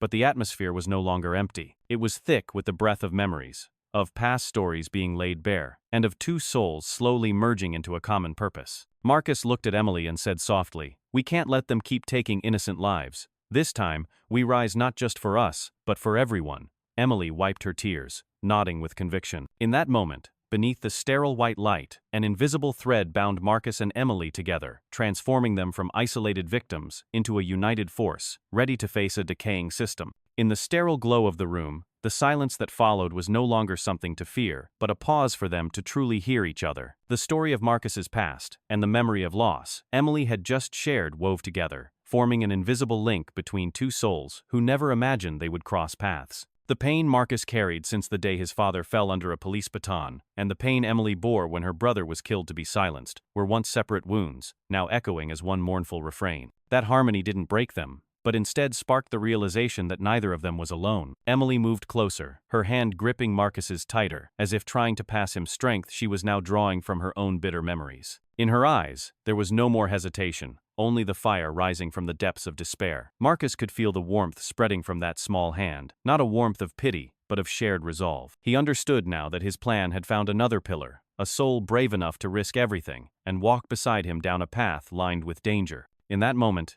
he slowly spoke, his voice hoarse but firm, each word echoing off the walls, spreading through the narrow space. "They think we are small, but pain is power." Emily's eyes welled with tears, but the corners of her lips trembled into a faint smile, not one of joy, but of the quiet recognition that the pain she had carried for years was finally being named, acknowledged not as a burden but as a force. Marcus kept his gaze locked on Emily's, steady and unflinching like steel, and in his mind, the image of his father, the image of her brother, and the countless nameless faces that had fallen formed an unending blaze. It was that very injustice that had piled blood, that had fueled his resolve. Marcus no longer saw himself as a solitary figure, but as the embodiment of an entire generation trampled underfoot, and he knew Emily had placed herself in that same role the moment she nodded and chose to align herself with justice, even if it might cost her life. They sat there, one lying down, the other seated, yet their souls moved as one. The steady beeping of the heart monitor was no longer a cold, clinical sound, but a beating drum, joining the wind outside, forming the backdrop to a silent vow between two people. Emily wiped her tears, her voice trembling but resolute. "If they think we are weak, then they are wrong. My brother died believing in justice, and I will live to prove he was right." Marcus nodded gently, his eyes brightening, the resolve in his heart deepening. Pain was not just memory, it was a weapon. The ICU room, once cold and lifeless, now felt like a sanctuary of an oath. Two sorrows had met, melted into one another, becoming a shared strength. It was no longer the isolated pasts of a billionaire and a nurse, but the beginning of a rising wave that would spread and bring down those who believed themselves untouchable. And in the shadow of conspiracy, the small light born of their unity burned brightly, signaling a confrontation that could no longer be avoided. In the days that followed, Emily Clark maintained her role as a dedicated nurse, her face calm, voice gentle, every step and gesture cloaked in routine. But beneath that facade lay quiet, precision, as each time a police officer or one of Briggs's close doctors appeared, she would pretend to obey, bow her head in submission, then subtly prolong the conversation to gather more information. She couldn't reveal that she was recording, nor could she show any unusual expression, as even a glance could raise suspicion. Instead, Emily used their condescension toward a female nurse to her advantage, turning their dismissal into an opportunity to collect scraps of data, slips of paper, and stray words. She tucked copies into patient files, asset lists, real estate contracts marked in red ink, and a few financial documents Miller had carelessly left on the desk. Everything was discreetly hidden in her uniform pockets or medical supply boxes until she could move them to a secure location. Inside the ICU, Marcus Kane continued to play the role of a man in a deep coma, but in truth, every time Emily returned, he listened closely to her whispered updates. At the sound of crinkling paper, he could feel the weight of each document Emily had brought. Slowly, the full picture began to emerge, not just a single assassination plot, but a blatant criminal network, with police, doctors, and certain officials deeply intertwined. Marcus realized that the accident targeting him was only the tip of the iceberg, beneath which lay a massive land grab scheme, with his company standing as the final obstacle. Marcus thought back to the real estate projects in the South Bronx, where he had purchased abandoned land to develop affordable housing for people of color. That initiative had once angered white investors because it disrupted their monopoly. Now, in the papers Emily had retrieved, he clearly saw the names of those neighborhoods listed in subdivision plans, their values inflated, and behind them were shell companies directly tied to Briggs. Marcus clenched his fingers beneath the blanket, rage building inside, as he understood they didn't just want to kill him for profit, but to erase one of the few serious efforts to lift marginalized communities out of systemic neglect. But it didn't stop there. He also found signs of money laundering in the stack of documents. Funds transferred from police accounts to construction firms, then cycled through foreign banks before returning as seemingly legitimate investments. Marcus mentally calculated, each figure matching rumors he had once dismissed, now confirmed with hard evidence. It was a sophisticated operation, but their overconfidence had left a trail, Emily whispered, her voice trembling but her eyes fierce. They think I'm just a small pawn, but they're the ones who handed me every secret. Marcus looked directly at her, his gaze etching those words into his heart. He knew Emily had placed her life on the line for this game, but through that boldness, the full picture of the conspiracy had come into focus. Each piece had fallen into place, the death of her brother, Dr. Miller's involvement, and Briggs's smug remarks all now linked into a complete, undeniable map. Deep down, Marcus understood the game had changed. He was no longer a helpless target in a hospital bed, but a man holding secrets that could take down an entire system. He knew the moment to strike hadn't come yet, but with what Emily had risked to bring him, he had enough to prepare for the decisive day. And in his eyes, a glint emerged. The fire of someone who had been trampled but never broken, a signal that he now held the full picture and would use it to shatter the decaying wall of his enemy's power. That evening, Emily returned to the ICU with another file she had retrieved from Dr. Miller's office. She placed it on the table, carefully flipping through each page, her fingers shaking as she knew every sheet was a crucial puzzle piece. Marcus lay still, eyes gently closed, but his ears were alert, every rustle of paper sparking in him a growing sense that the truth was drawing closer. Emily lowered her voice and whispered, "Miller, he's not just complicit, he's an accomplice." She recounted the moment she overheard Miller on the phone in the staff room. Thinking no one was listening, he had laughed and assured Briggs that he had been taking care of Marcus by administering mild doses to prolong the coma, making the patient seem barely alive. Emily had heard him say clearly, "Just a few more procedures, and he'll be history. The rest of us will get our fair share." That sentence struck like a cold blade to the chest, proving Miller wasn't just turning a blind eye, but was actively involved, the medical cog in this filthy machine. Marcus clenched his hand beneath the blanket, his face unmoving but his jaw tight. He had suspected it, but now there was no doubt. A doctor, meant to heal, had sold his soul to power and money. Miller's role in the scheme clarified the entire picture. Not just the police, but the medical system had been pulled into it, turning the hospital into a stage for orchestrated, legalized death. Emily continued flipping through the financial records Miller had carelessly left behind, shady payments flowing from a shell construction firm into his personal account, then laundered as medical research stipends. The figures matched earlier records Emily had found, tying everything together in an irrefutable web. Marcus listened, filled with fury, yet sensing that the trap was now nearly complete. He thought of Briggs, the one who arrogantly spoke in public, and of Miller, the man who pretended to wear the coat of a humanitarian doctor. Two figures from different fields, yet both knee-deep in the same swamp. Along with the subordinate officers and several officials profiting from the land grab project, Marcus had seen the entire network. This was no longer a small-scale conspiracy, but a full-blown corruption machine, deeply embedded in law enforcement, healthcare, and finance. Emily sat down in the chair, her eyes burning with fury. "Marcus, they're manipulating the whole system. If we don't do something, people will live in fear forever." Marcus opened his eyes for a moment, his gaze as sharp as a blade, and gave a slight nod of affirmation. He knew he now held enough data not just to save himself, but to expose the entire criminal network. In Marcus's mind, the full picture became clear. He saw the flow of money slipping through shell companies, the innocent blood exchanged for construction contracts, and the indifference of those wearing police uniforms and doctors' coats. Everything was intertwined into a clear diagram, and he knew that once the picture came into focus, the truth would become the most powerful weapon. This was no longer a game between a man in a hospital bed and those who thought themselves untouchable, but a war to bring a rotting system into the light of day. Marcus closed his eyes again, his breathing slow but deep, as if carving his resolve into stone. Emily placed her hand over his, gently squeezing, feeling the faint but firm response. Neither of them said a word, but both knew this moment had changed everything. In that cold white room,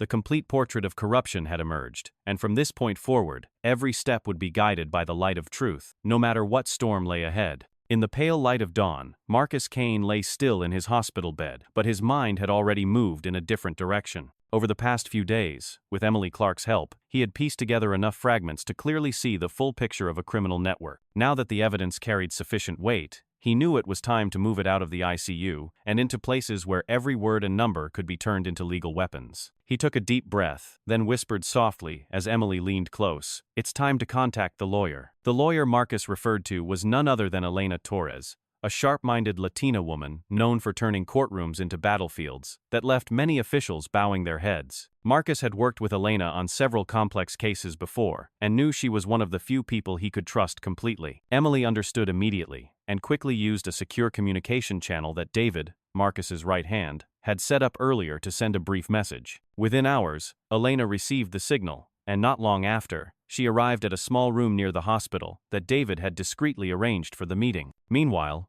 Emily continued her part. She knew the courtroom alone wouldn't be enough, that public awareness had to be awakened, that the light of public scrutiny had to shine bright enough to leave Briggs and his cohorts with nowhere to hide. Posing as a routine file courier, Emily quietly handed over a USB drive containing all the recordings and documents to an investigative journalist from an independent newspaper. The reporter, already familiar with the risks of exposing the truth, nodded silently, a spark of excitement flashing in his eyes. Emily walked away as if nothing had happened, though her heart pounded, knowing full well that if this act were discovered, not just her career, but her life could be destroyed. Marcus listened as Emily recounted the events, his eyes glinting in the dim room. Though his body remained weak, knowing the covert files had reached the lawyer and that part of the evidence had surfaced in the press lifted a portion of the burden from his shoulders. All the days spent lying still, enduring humiliation, listening, remembering had now crystallized into their first real result. He whispered as if to himself, "Let them face this trial in the dark, where truth is the only judge."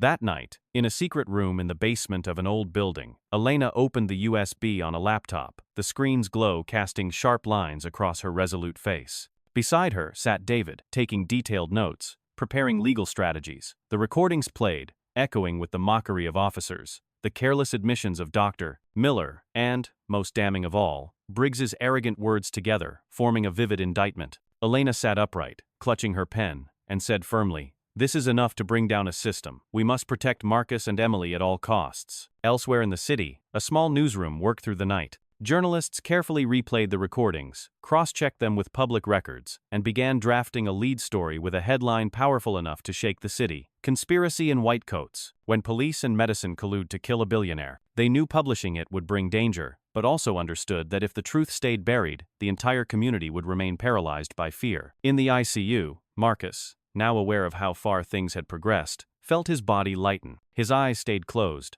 but his mind remained sharp, envisioning the panic that would sweep over Briggs once he realized the words he had once spoken with such confidence in a sealed room were now echoing through the media. The official trial had not yet begun, but the trial in the shadows already had. It was a courtroom where each piece of evidence was quietly gathered, each strategy formed in silence, and justice had begun taking its first steps. Emily sat nearby, her eyes on Marcus, filled with both worry and pride. She was no longer an anonymous nurse trembling under threat, but a key witness in a case that could reshape the face of the city. The shared pain of their pasts had transformed into a force for the present, and now, they were no longer alone. Outside, storms still roared in protest marches, but inside, a different storm had begun, the storm of evidence, of truth, of people who refused to back down. And in that moment, Marcus knew all the waiting had meant something. He had brought the truth out, turning what seemed like a prison in the ICU into the birthplace of a covert trial. It had no jury yet, no public audience, but it had witnesses, a lawyer, and the press. It was the trial in the shadows,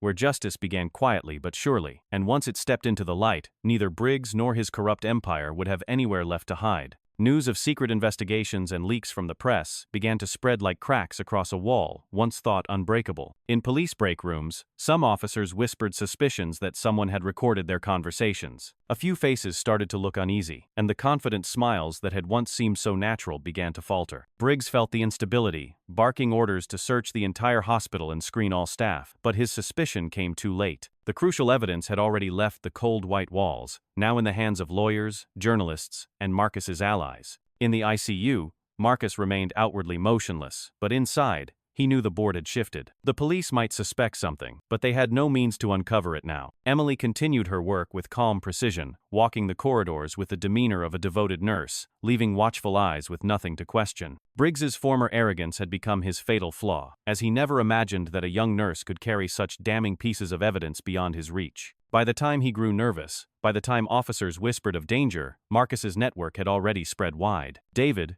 his right hand, had safely stored the data across multiple secure channels. Elena Torres, with her legal finesse and seasoned strategy, was building a powerful indictment, ready to strike when the time was right. And the journalists who had received the documents from Emily had begun planting seeds of doubt in the public with carefully worded articles, questioning the unspoken alliance between law enforcement and the hospital. Public opinion began to stir, and once it awakened, no force could completely silence it. Meanwhile, Marcus could feel the balance of power shifting. Each day he spent in that hospital bed was no longer a day of helplessness, but a day in which the enemy grew more confident and more careless. He didn't need to rise to assert his presence because, through Emily and his allies outside, his voice was already echoing. Marcus was like a secret piece in a game of chess, believed to be worthless, but in truth, he was the one who would determine the outcome. Emily sat beside the bed, occasionally squeezing his hand as a silent reminder she was still there. Marcus closed his eyes and whispered, like sending a message, the power is no longer in their hands. It's in ours now, and this time, no one will stop it. The words were not boastful, they were confirmation. He knew well that Briggs might still be thrashing to regain control, but every move he made was already surrounded by the patient, invisible web Marcus had built. Suspicions within the police ranks kept growing, and some began to fear they had said too much inside the ICU room. They no longer laughed when they entered, replaced instead by watchful eyes, clipped words, and guarded tones. But that change only confirmed that their fears were real. Words once spoken could not be taken back, and each recorded sentence, each copied document, was now beyond their reach. Marcus felt the shift more clearly than anyone. He was no longer the comatose king they once mocked, but had become the man shaking an entire system. From a hospital bed, he was commanding the board, and that paradox alone pushed his enemies deeper into panic. Power, the thing they believed they had stripped from him,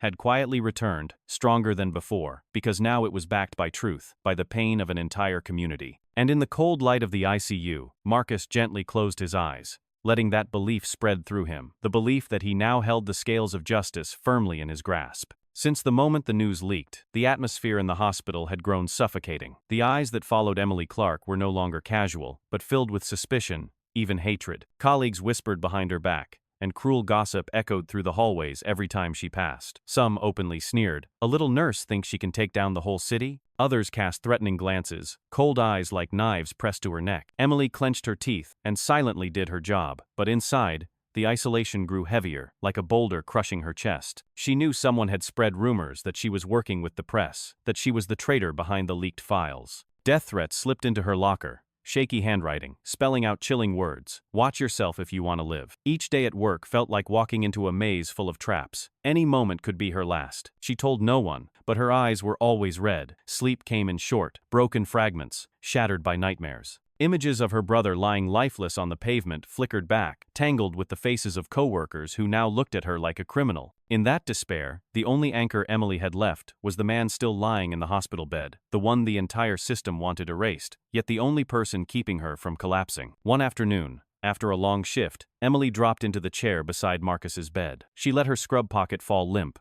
exhaled as though every ounce of strength had drained from her. Tears welled up. She covered her face with her hands. Her voice cracked. They want me gone. I hear threats every day. They call me a traitor. Marcus, I'm scared. I'm really scared. The air thickened with fatigue. Her muffled sobs filled the space like a confession of the burden she carried alone. Marcus opened his eyes, his pupils dim but unwavering. He watched her closely, waited for the tears to fall, then slowly spoke in a low, raspy, but firm voice. Emily, you saved this whole city with a single word. The sentence dropped gently, not loud, but it rang like a bell through the silence, making Emily snap her head up, her tear-soaked eyes wide. She stared at Marcus, stunned, as if unsure she had truly heard him. He went on, his tone decisive. Don't let them trick you into thinking you're weak. You're the one who opened the door, who brought the truth out. Every threat you get is proof they're afraid. And when the enemy is afraid, it means we're on the right path. Emily trembled, her heart pounding, feeling each word pierce through the heavy fog surrounding her. She nodded slightly,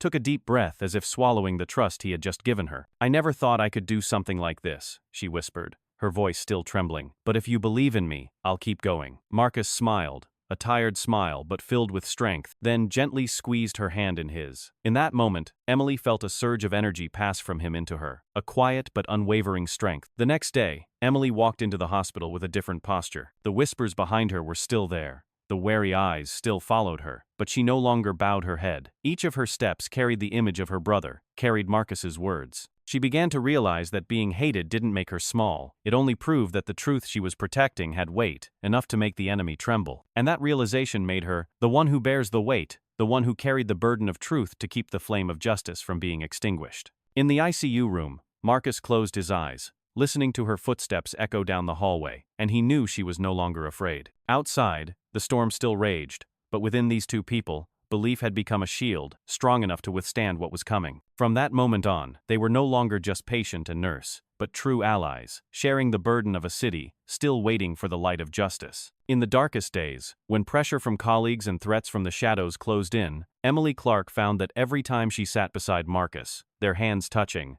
the fear would slowly fade. His quiet words, though weak, held more strength than any comfort she had known. From there, between two people who came from different worlds, an invisible thread had become an unbreakable chain. Their trust was no longer just empathy, it had become an undying flame, a belief that truth could win, that justice wasn't just a distant dream. Marcus saw in Emily's eyes the life of a warrior, and Emily saw in him a man who had endured enough humiliation to now rise as a banner. One evening, after a tense shift, Emily sat down beside the bed, sighed, but kept her gaze steady. She spoke with a firm voice, no longer shaking like before. "Marcus, I understand now. I'm not just someone who takes notes and hands out medicine. I'm the voice for those who've lost theirs." The words made him gently close his eyes, a faint smile crossing his lips. He knew Emily had crossed the line from a mere witness. She had officially become a symbol, a response to the arrogance of Briggs and his ally. News from the streets echoed into the hospital, the protests growing larger, and among the chants of justice, there were moments when people called Emily's name. The once anonymous name of an ordinary nurse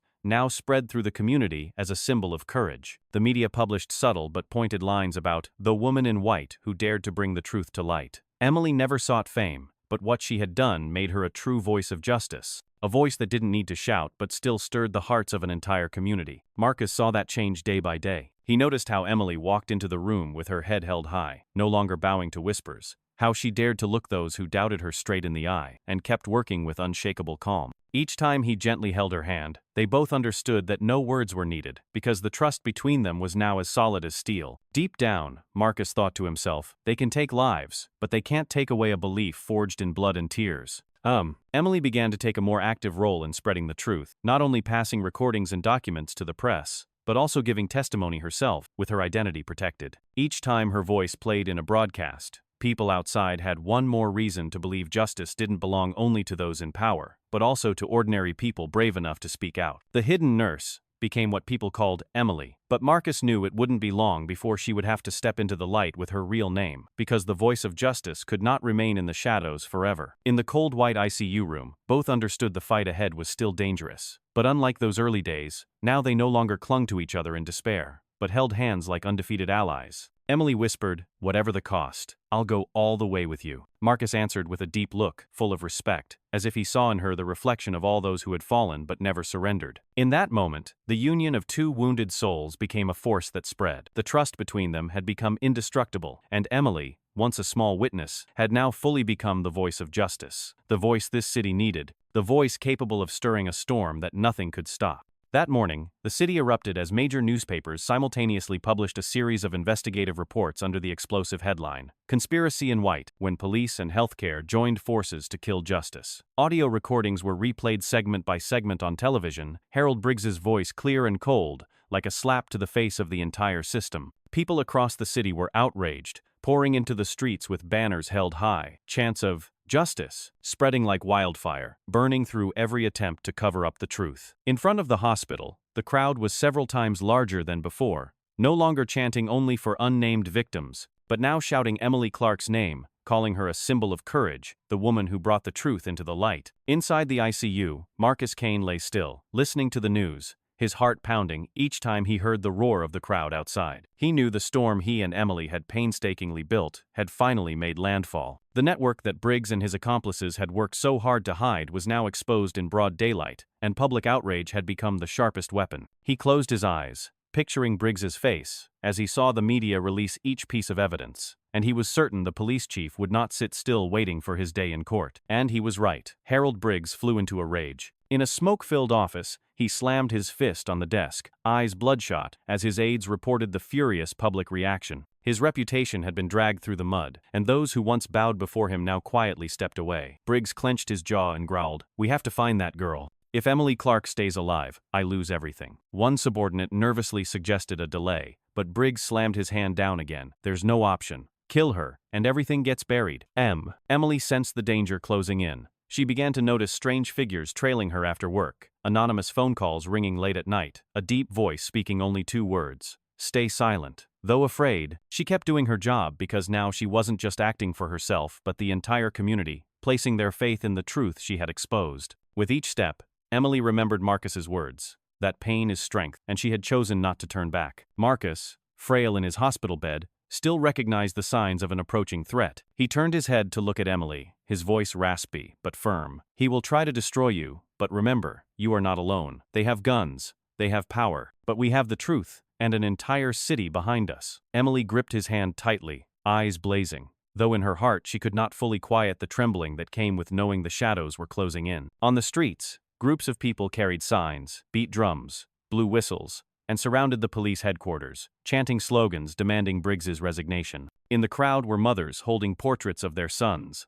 old men bearing scars from police violence, all merging into one collective roar. And in that roar, the name Emily was shouted like hope, like a light in the darkness. That only enraged Briggs further, and the order to eliminate Emily became a command he would not allow his subordinates to delay. Night fell, cold wind howling through the hospital corridor, and Emily sat beside Marcus's bed, fully aware that danger was closing in. But instead of running, she chose to stay, knowing that the voice of justice could not afford to tremble. She whispered, as if speaking to herself but also for Marcus to hear, "If tomorrow I disappear, the truth will still live on, and that's all we're fighting for." Marcus's eyes flashed, his face solemn, then he gave a slow nod. He knew the battle had reached the point of no return, and from now on, light or darkness would be decided by the courage of a woman named Emily Clark. That day, the city sky hung thick with gray clouds. The crowd still gathered outside the hospital, chants of "justice" rolling in waves through every corner. Reporters swarmed the perimeter, cameras pressed against barricades, their faces flushed with the fever of news. They knew something was coming because the buried truth had ignited a fire no authority could extinguish. Inside the ICU, Marcus Kane sat up for the first time after days of feigned immobility. The movement was slow, his hands still trembling from unhealed wounds, but in his eyes burned a fierce pride. Emily stood beside him, eyes brimming with tears, witnessing the moment this man chose to leave the shadows and step into the light. He walked to the window, gently pulled the curtain aside, and looked down at the packed crowd below. The bright banners, the raised hands, all made Marcus take a deep breath. He knew the entire city was waiting, and now was the moment he could no longer remain hidden. Emily trembled with anticipation, but she gripped his arm tightly, as if to lend him strength. "Are you sure?" she asked softly. Marcus looked into her eyes, nodded, and the corners of his lips curved into a proud smile. The door swung open, cameras immediately aimed at him, flashes from dozens of lenses lighting the room like daylight. The press surged forward, jostling to capture what had seemed impossible. The man presumed to be in a deep coma, now standing tall, his posture proud, his face worn but commanding. The crowd outside erupted, cheers and shouts echoing, "Marcus! Marcus!" reverberating across the street. He raised his hand to signal for silence. Then his hoarse but resonant voice rose, each word etched into the air. "The coma was fake, but justice is real." The words dropped like a bomb, silencing the room for a brief moment before cheers erupted twice as loud. The press rushed in to capture it, reporters shouting his name, but Marcus stood firm, back straight,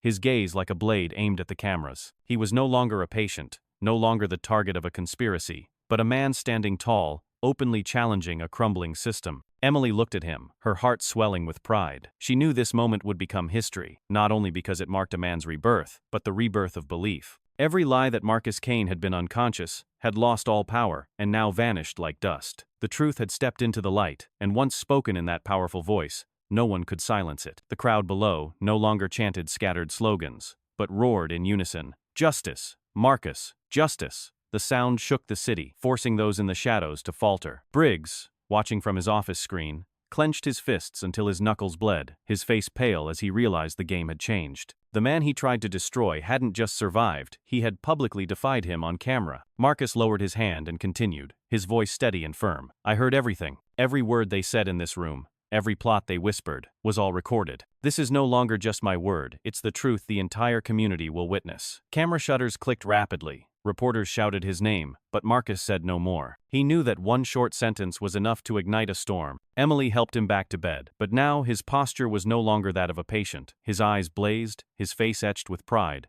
and in the air, belief was reborn with strength. It was the moment the entire city witnessed a symbol return, the moment justice stepped from the shadows into the light. And from that moment on, no one could deny that Marcus Kane had become a torch, illuminating the path a long-awaited community was ready to follow. On the day of the hearing, the city hall was packed. Outside the gates, crowds had gathered since early morning, holding signs, chanting slogans, demanding justice. Reporters swarmed the area, cameras lined up in rows, all waiting for the historic moment when Marcus Kane would finally face Harold Briggs in public. Inside, the atmosphere was thick with tension. Council members sat in rows, their faces stern, while Briggs entered in his police chief uniform, medals still pinned to his chest, trying to maintain a confident posture, though his eyes betrayed unease. When Marcus appeared, the entire room erupted in cheers that quickly settled into silence as he approached the witness stand. He was no longer a patient, no longer a victim, but a living witness. A man who had stepped out of the shadows to bring truth into the light. Briggs squinted, looking at Marcus with a mixture of contempt and anxiety. He sneered, "Kane, hard to believe you're still standing.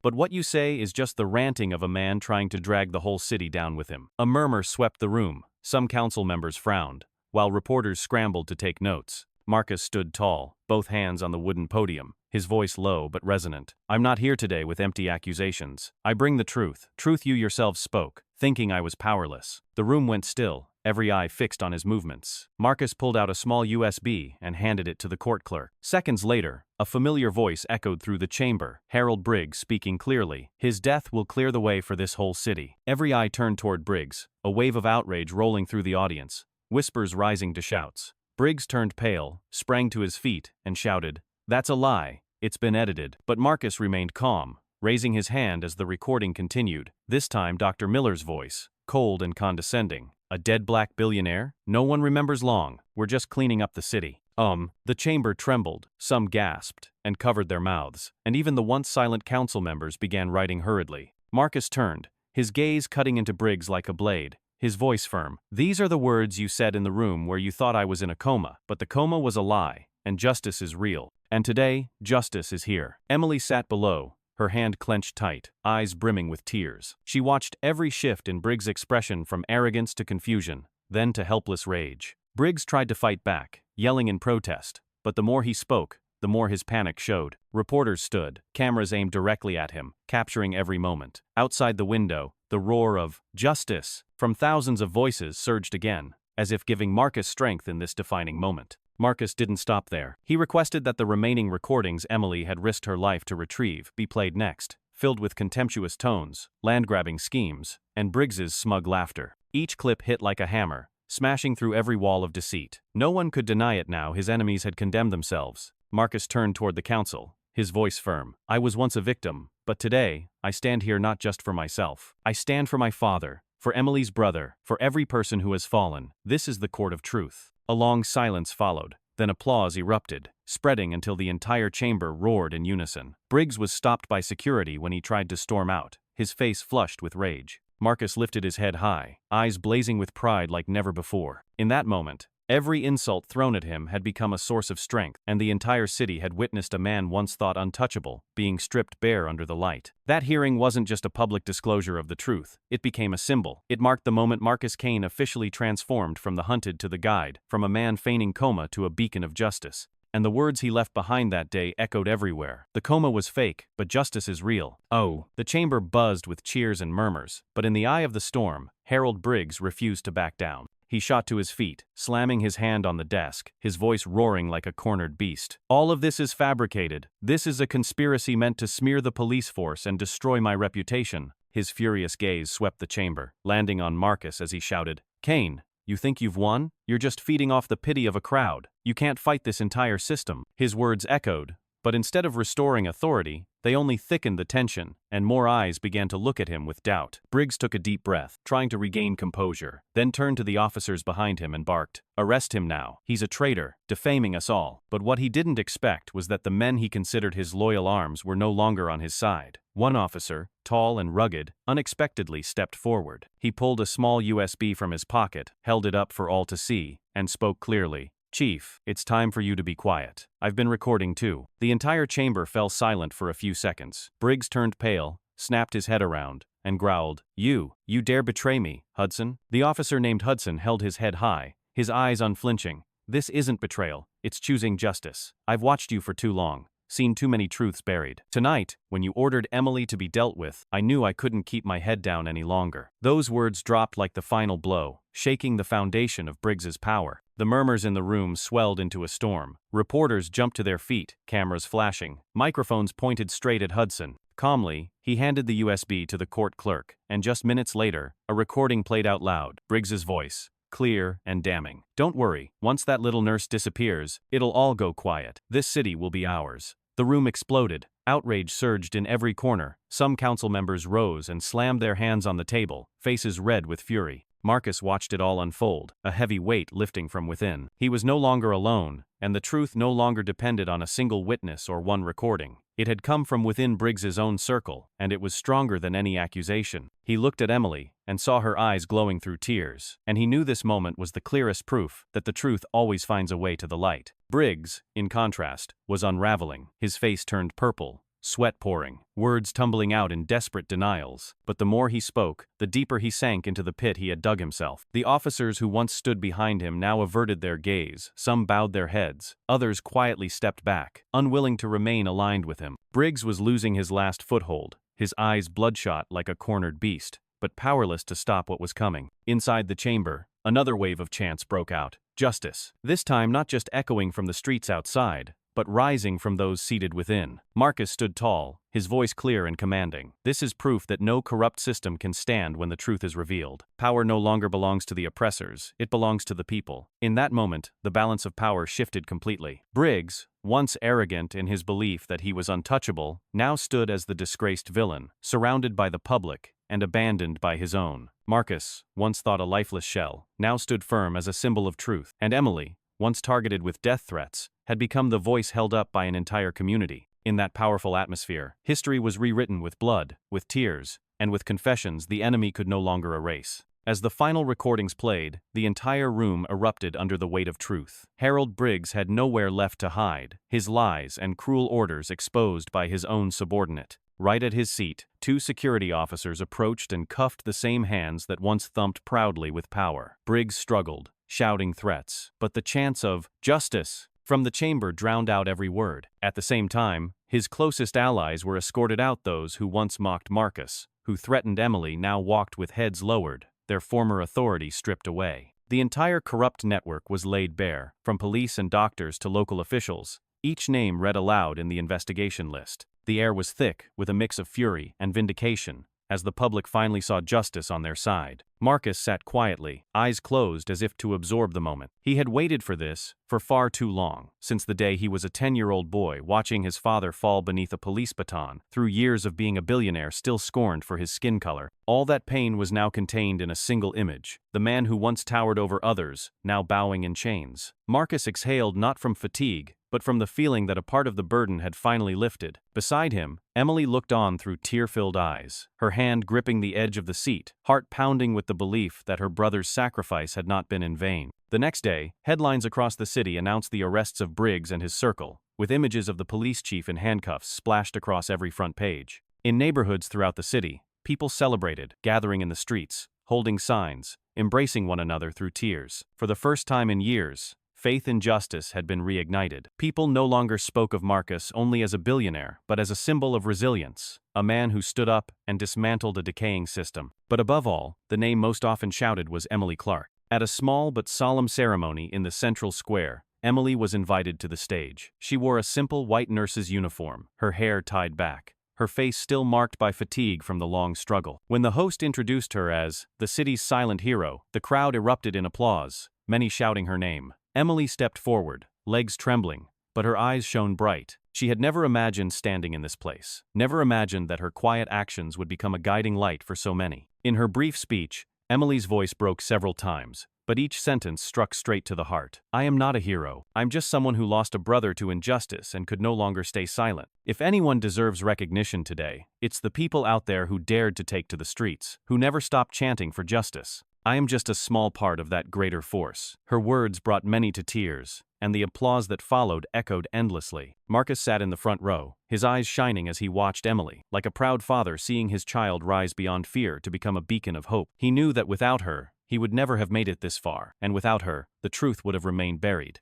In Marcus's heart, Emily was no longer just a nurse, not just a witness, but the embodiment of courage, the one carrying the weight of an entire community's values on her shoulders. As the ceremony ended and the evening sunlight poured over the square, Emily stepped down into the arms of strangers who now felt like family. They clasped her hands tightly, calling her the voice of justice. Marcus stood back, quietly taking in the scene, holding firm to the belief that though the battle was not over, the turning point had been won. Briggs and his allies fell not only because of their crimes, but because of the strength of belief, of unity, and above all, because of a single brave voice from a woman once invisible in the halls of a hospital. From that day forward, the city felt cleansed, its faith restored, and the story of Marcus and Emily became a testament that justice may be hidden, but it cannot be killed. Once justice is brought into the light, it becomes the guide for generations to come. After the arrest of Briggs and his circle, it was as if the city had been washed clean of a heavy fog. But Marcus Kane understood that restoring public trust required more than just taking down one corrupt man. He had to show everyone why justice mattered, and how truth could become a force greater than any position or power. He sat before the national television cameras, the stage lights casting sharp lines on a face carved by time. His voice was low but steady, each word reaching into the hearts of millions watching at home. I lay in a hospital bed and listened as men who thought they were untouchable revealed the truth. I didn't need to stand to prove anything, because their own words were the loudest evidence of all. And that's what made me believe true power doesn't lie in money, or status, or weapons. It lies in the truth. He paused for a moment, his eyes scanning the rows of reporters in front of him, then continued, the truth is something no one can bend forever. It can be hidden. It can be buried, but eventually, it always finds its way back. Briggs had guns, a badge, and the entire system in his hands, but he crumbled under the weight of his own words. The truth became the sharpest blade, and that's the weapon I chose, just like Emily Clark. In the press room, many lowered their heads, eyes glistening. Marcus had turned his personal experience into a lesson for the entire city. He then publicly revealed the full story of faking his coma, no hiding, no embellishing, detailing everything from the moment the car slammed into him to the nights he lay still, pretending to be unconscious, listening to every insult. He spoke of the pain of swallowing his pride, of hearing his enemies call him a lump of dying flesh, and of the moment he realized that was his chance to let the truth expose them. I chose to fake a coma not out of weakness, he said, but because I understood that truth doesn't always need to scream, it only needs to listen, and when the time is right, it will speak louder than anyone. The room fell silent. Every reporter was busy scribbling notes, cameras zooming in on Marcus's face. His image, thin but burning with clarity, was broadcast across the nation. Viewers sat still, then broke into tears, because they realized this man wasn't just fighting for himself. He had risen for everyone who had ever been crushed by injustice. He hadn't just exposed a conspiracy. He had given people back their belief that justice truly exists. Emily sat nearby, her hands tightly clasped, eyes blurred with tears as she heard him speak her name. If it weren't for Emily, I could never have turned silence into strength. She is proof that an ordinary person, with courage, can change an entire city. The room erupted in applause, and Emily bowed her head, her face flushed with emotion. Marcus ended his speech with a declaration. I pretended to be in a coma, but justice never slept. I was silent, but the truth never lost its voice. Today, I stand not just to tell my story, but to remind everyone that real power always lies in the truth, and only the truth can protect us. His final words echoed throughout the room, recorded and replayed thousands of times in the media, becoming the new rallying cry of the justice movement. In that moment, Marcus was no longer just a billionaire, a victim,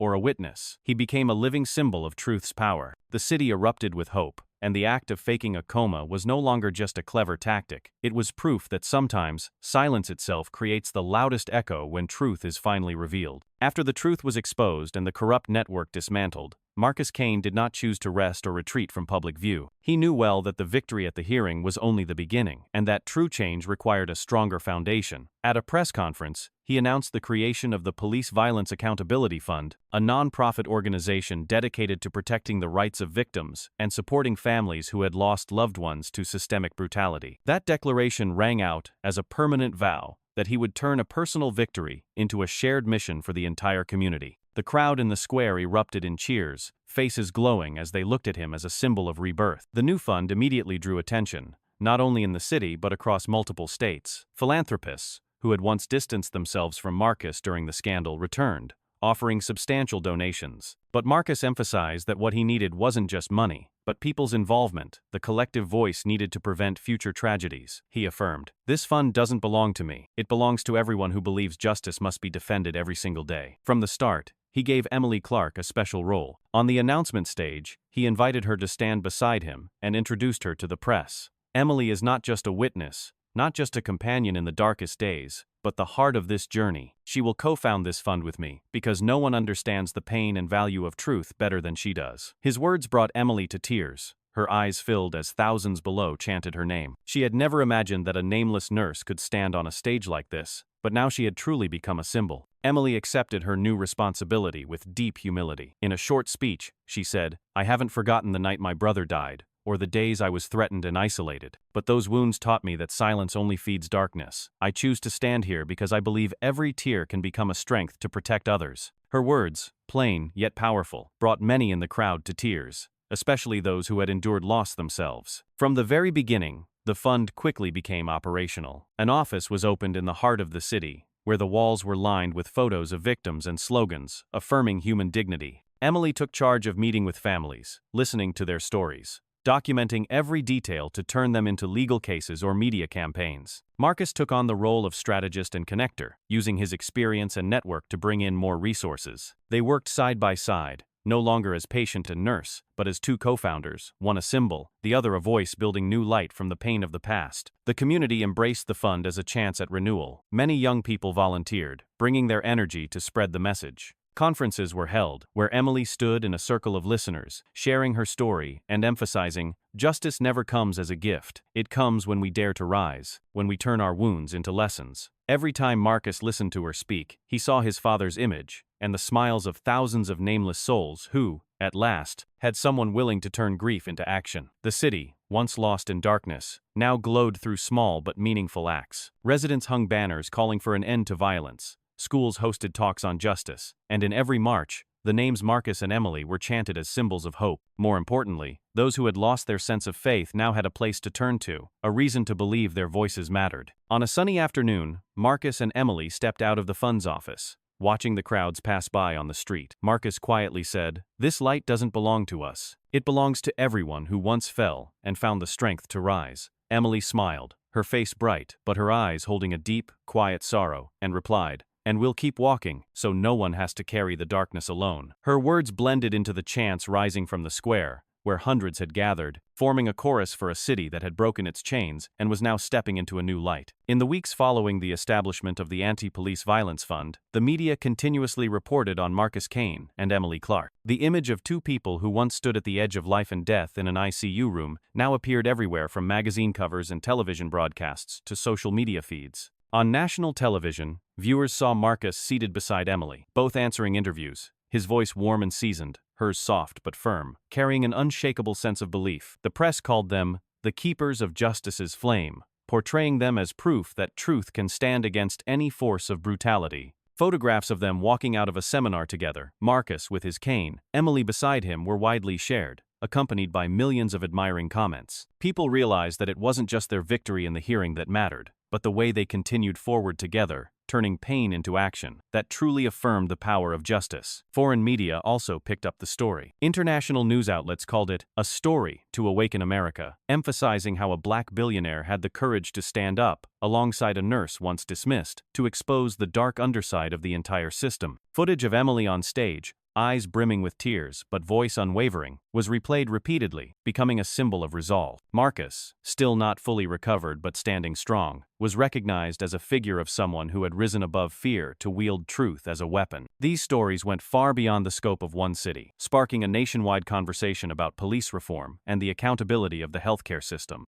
In low-income neighborhoods, murals began to appear, depicting Marcus and Emily standing side by side, under the slogan, "Justice lives here." Children played beneath those paintings, growing up with the belief that justice was no longer distant, but real, embodied in the vibrant faces within their own communities. Families who had lost loved ones came to the funds office, embracing Emily and Marcus, shedding tears as they realized their pain had been acknowledged and transformed into collective strength. In those moments, they no longer saw themselves as isolated victims, but as part of something larger, a movement called The Truth. One evening, during a special television broadcast, Marcus was invited to speak before millions of viewers. He stood slowly, his breath heavy but his eyes bright, and recounted his story from the beginning, from the day he pretended to be comatose to the moment he stepped into the light. The studio fell silent as he paused, then delivered the sentence that closed every painful chapter. Power doesn't lie in pretending to be still, but in knowing the right moment to rise. That line instantly became a widely shared quote, appearing on posters, in articles, and printed as a slogan at rallies. It wasn't just the end of a story, but a reminder to all that courage doesn't always roar. It's often found in the moment one chooses to rise and make the world listen. Emily sat in the front row, her eyes glistening as she looked at Marcus, and she knew she had just witnessed a historic moment. No longer were there trembling nights in hospital hallways. No more hidden threats now. She and Marcus stood as living proof of the power of justice. The story had ended, but its echo would carry on, because Marcus and Emily had shown that the truth can be hidden, but never buried. And in that new light, the city and the nation had learned that sometimes, a single spoken truth, a single act of rising, is enough to change everything. As the chants on the streets gradually faded, the city entered a new phase, where wounds had yet to heal, but faith had been reignited. People returned to their daily lives with a different spirit, knowing that at least once, justice had prevailed. Marcus Kane became a familiar face on every front page, but he never sought personal admiration. He always emphasized that the victory belonged to the entire community, to every voice that dared to speak in the dark. Each time he appeared, he would repeat the phrase that had become a motto, "Justice never sleeps, it only waits to be awakened." That line echoed everywhere, painted on school walls, printed on protest signs, a torch lighting the way for a new generation. Emily Clark continued working alongside Marcus, but her role had long surpassed that of a nurse. People saw her at conferences, at community gatherings, where she told her story in a calm, unembellished voice, just raw truth that struck deep. Every time she mentioned her brother, she paused for a moment, her eyes glimmering, then continued with resolve. "I chose not to stay silent, because silence is complicity in violence." It was that simplicity and honesty that made her beloved, seen as a symbol for the thousands who had suffered injustice but never had the chance to speak. The Anti-Police Brutality Fund, founded by Marcus and Emily, continued to grow, becoming a refuge for voices long ignored. Families who once suffered in silence now had a place to speak, legal aid to support them, and a community to stand with them. In the small office that stayed lit late into the night, Emily still sat listening to each person, writing notes by hand, turning their stories into case files for upcoming lawsuits. Marcus patiently worked on long-term plans, forging connections with international organizations, expanding the movement beyond a single city into a voice that echoed on the global map of justice. Images of Marcus and Emily often appeared on the screens in the central square, no longer as isolated icons, but as a reminder that strength comes from persistence and unity. When people saw those images,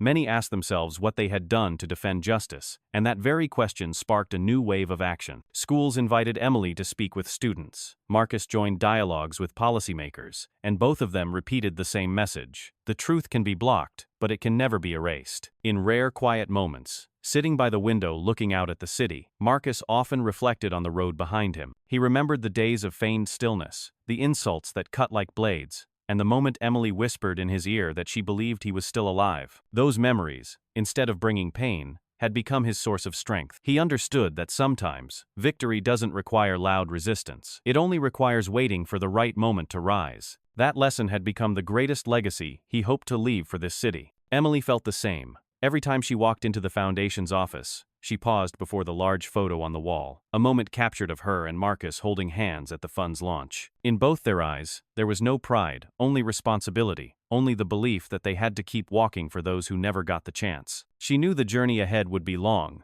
filled with danger, but the unshakable faith they carried had become a guiding light, making sure every step forward no longer trembled like in those early days. The story of Marcus and Emily slowly settled into the hearts of the people, not with a period, but with continuation. They had become living proof that a single voice can save an entire city. That truth, no matter how fragile, holds a power stronger than any chain. And in the new light, shining across every street, people quietly repeated the words that had already become part of history. Power doesn't lie in pretending to be still, but in knowing the right moment to rise.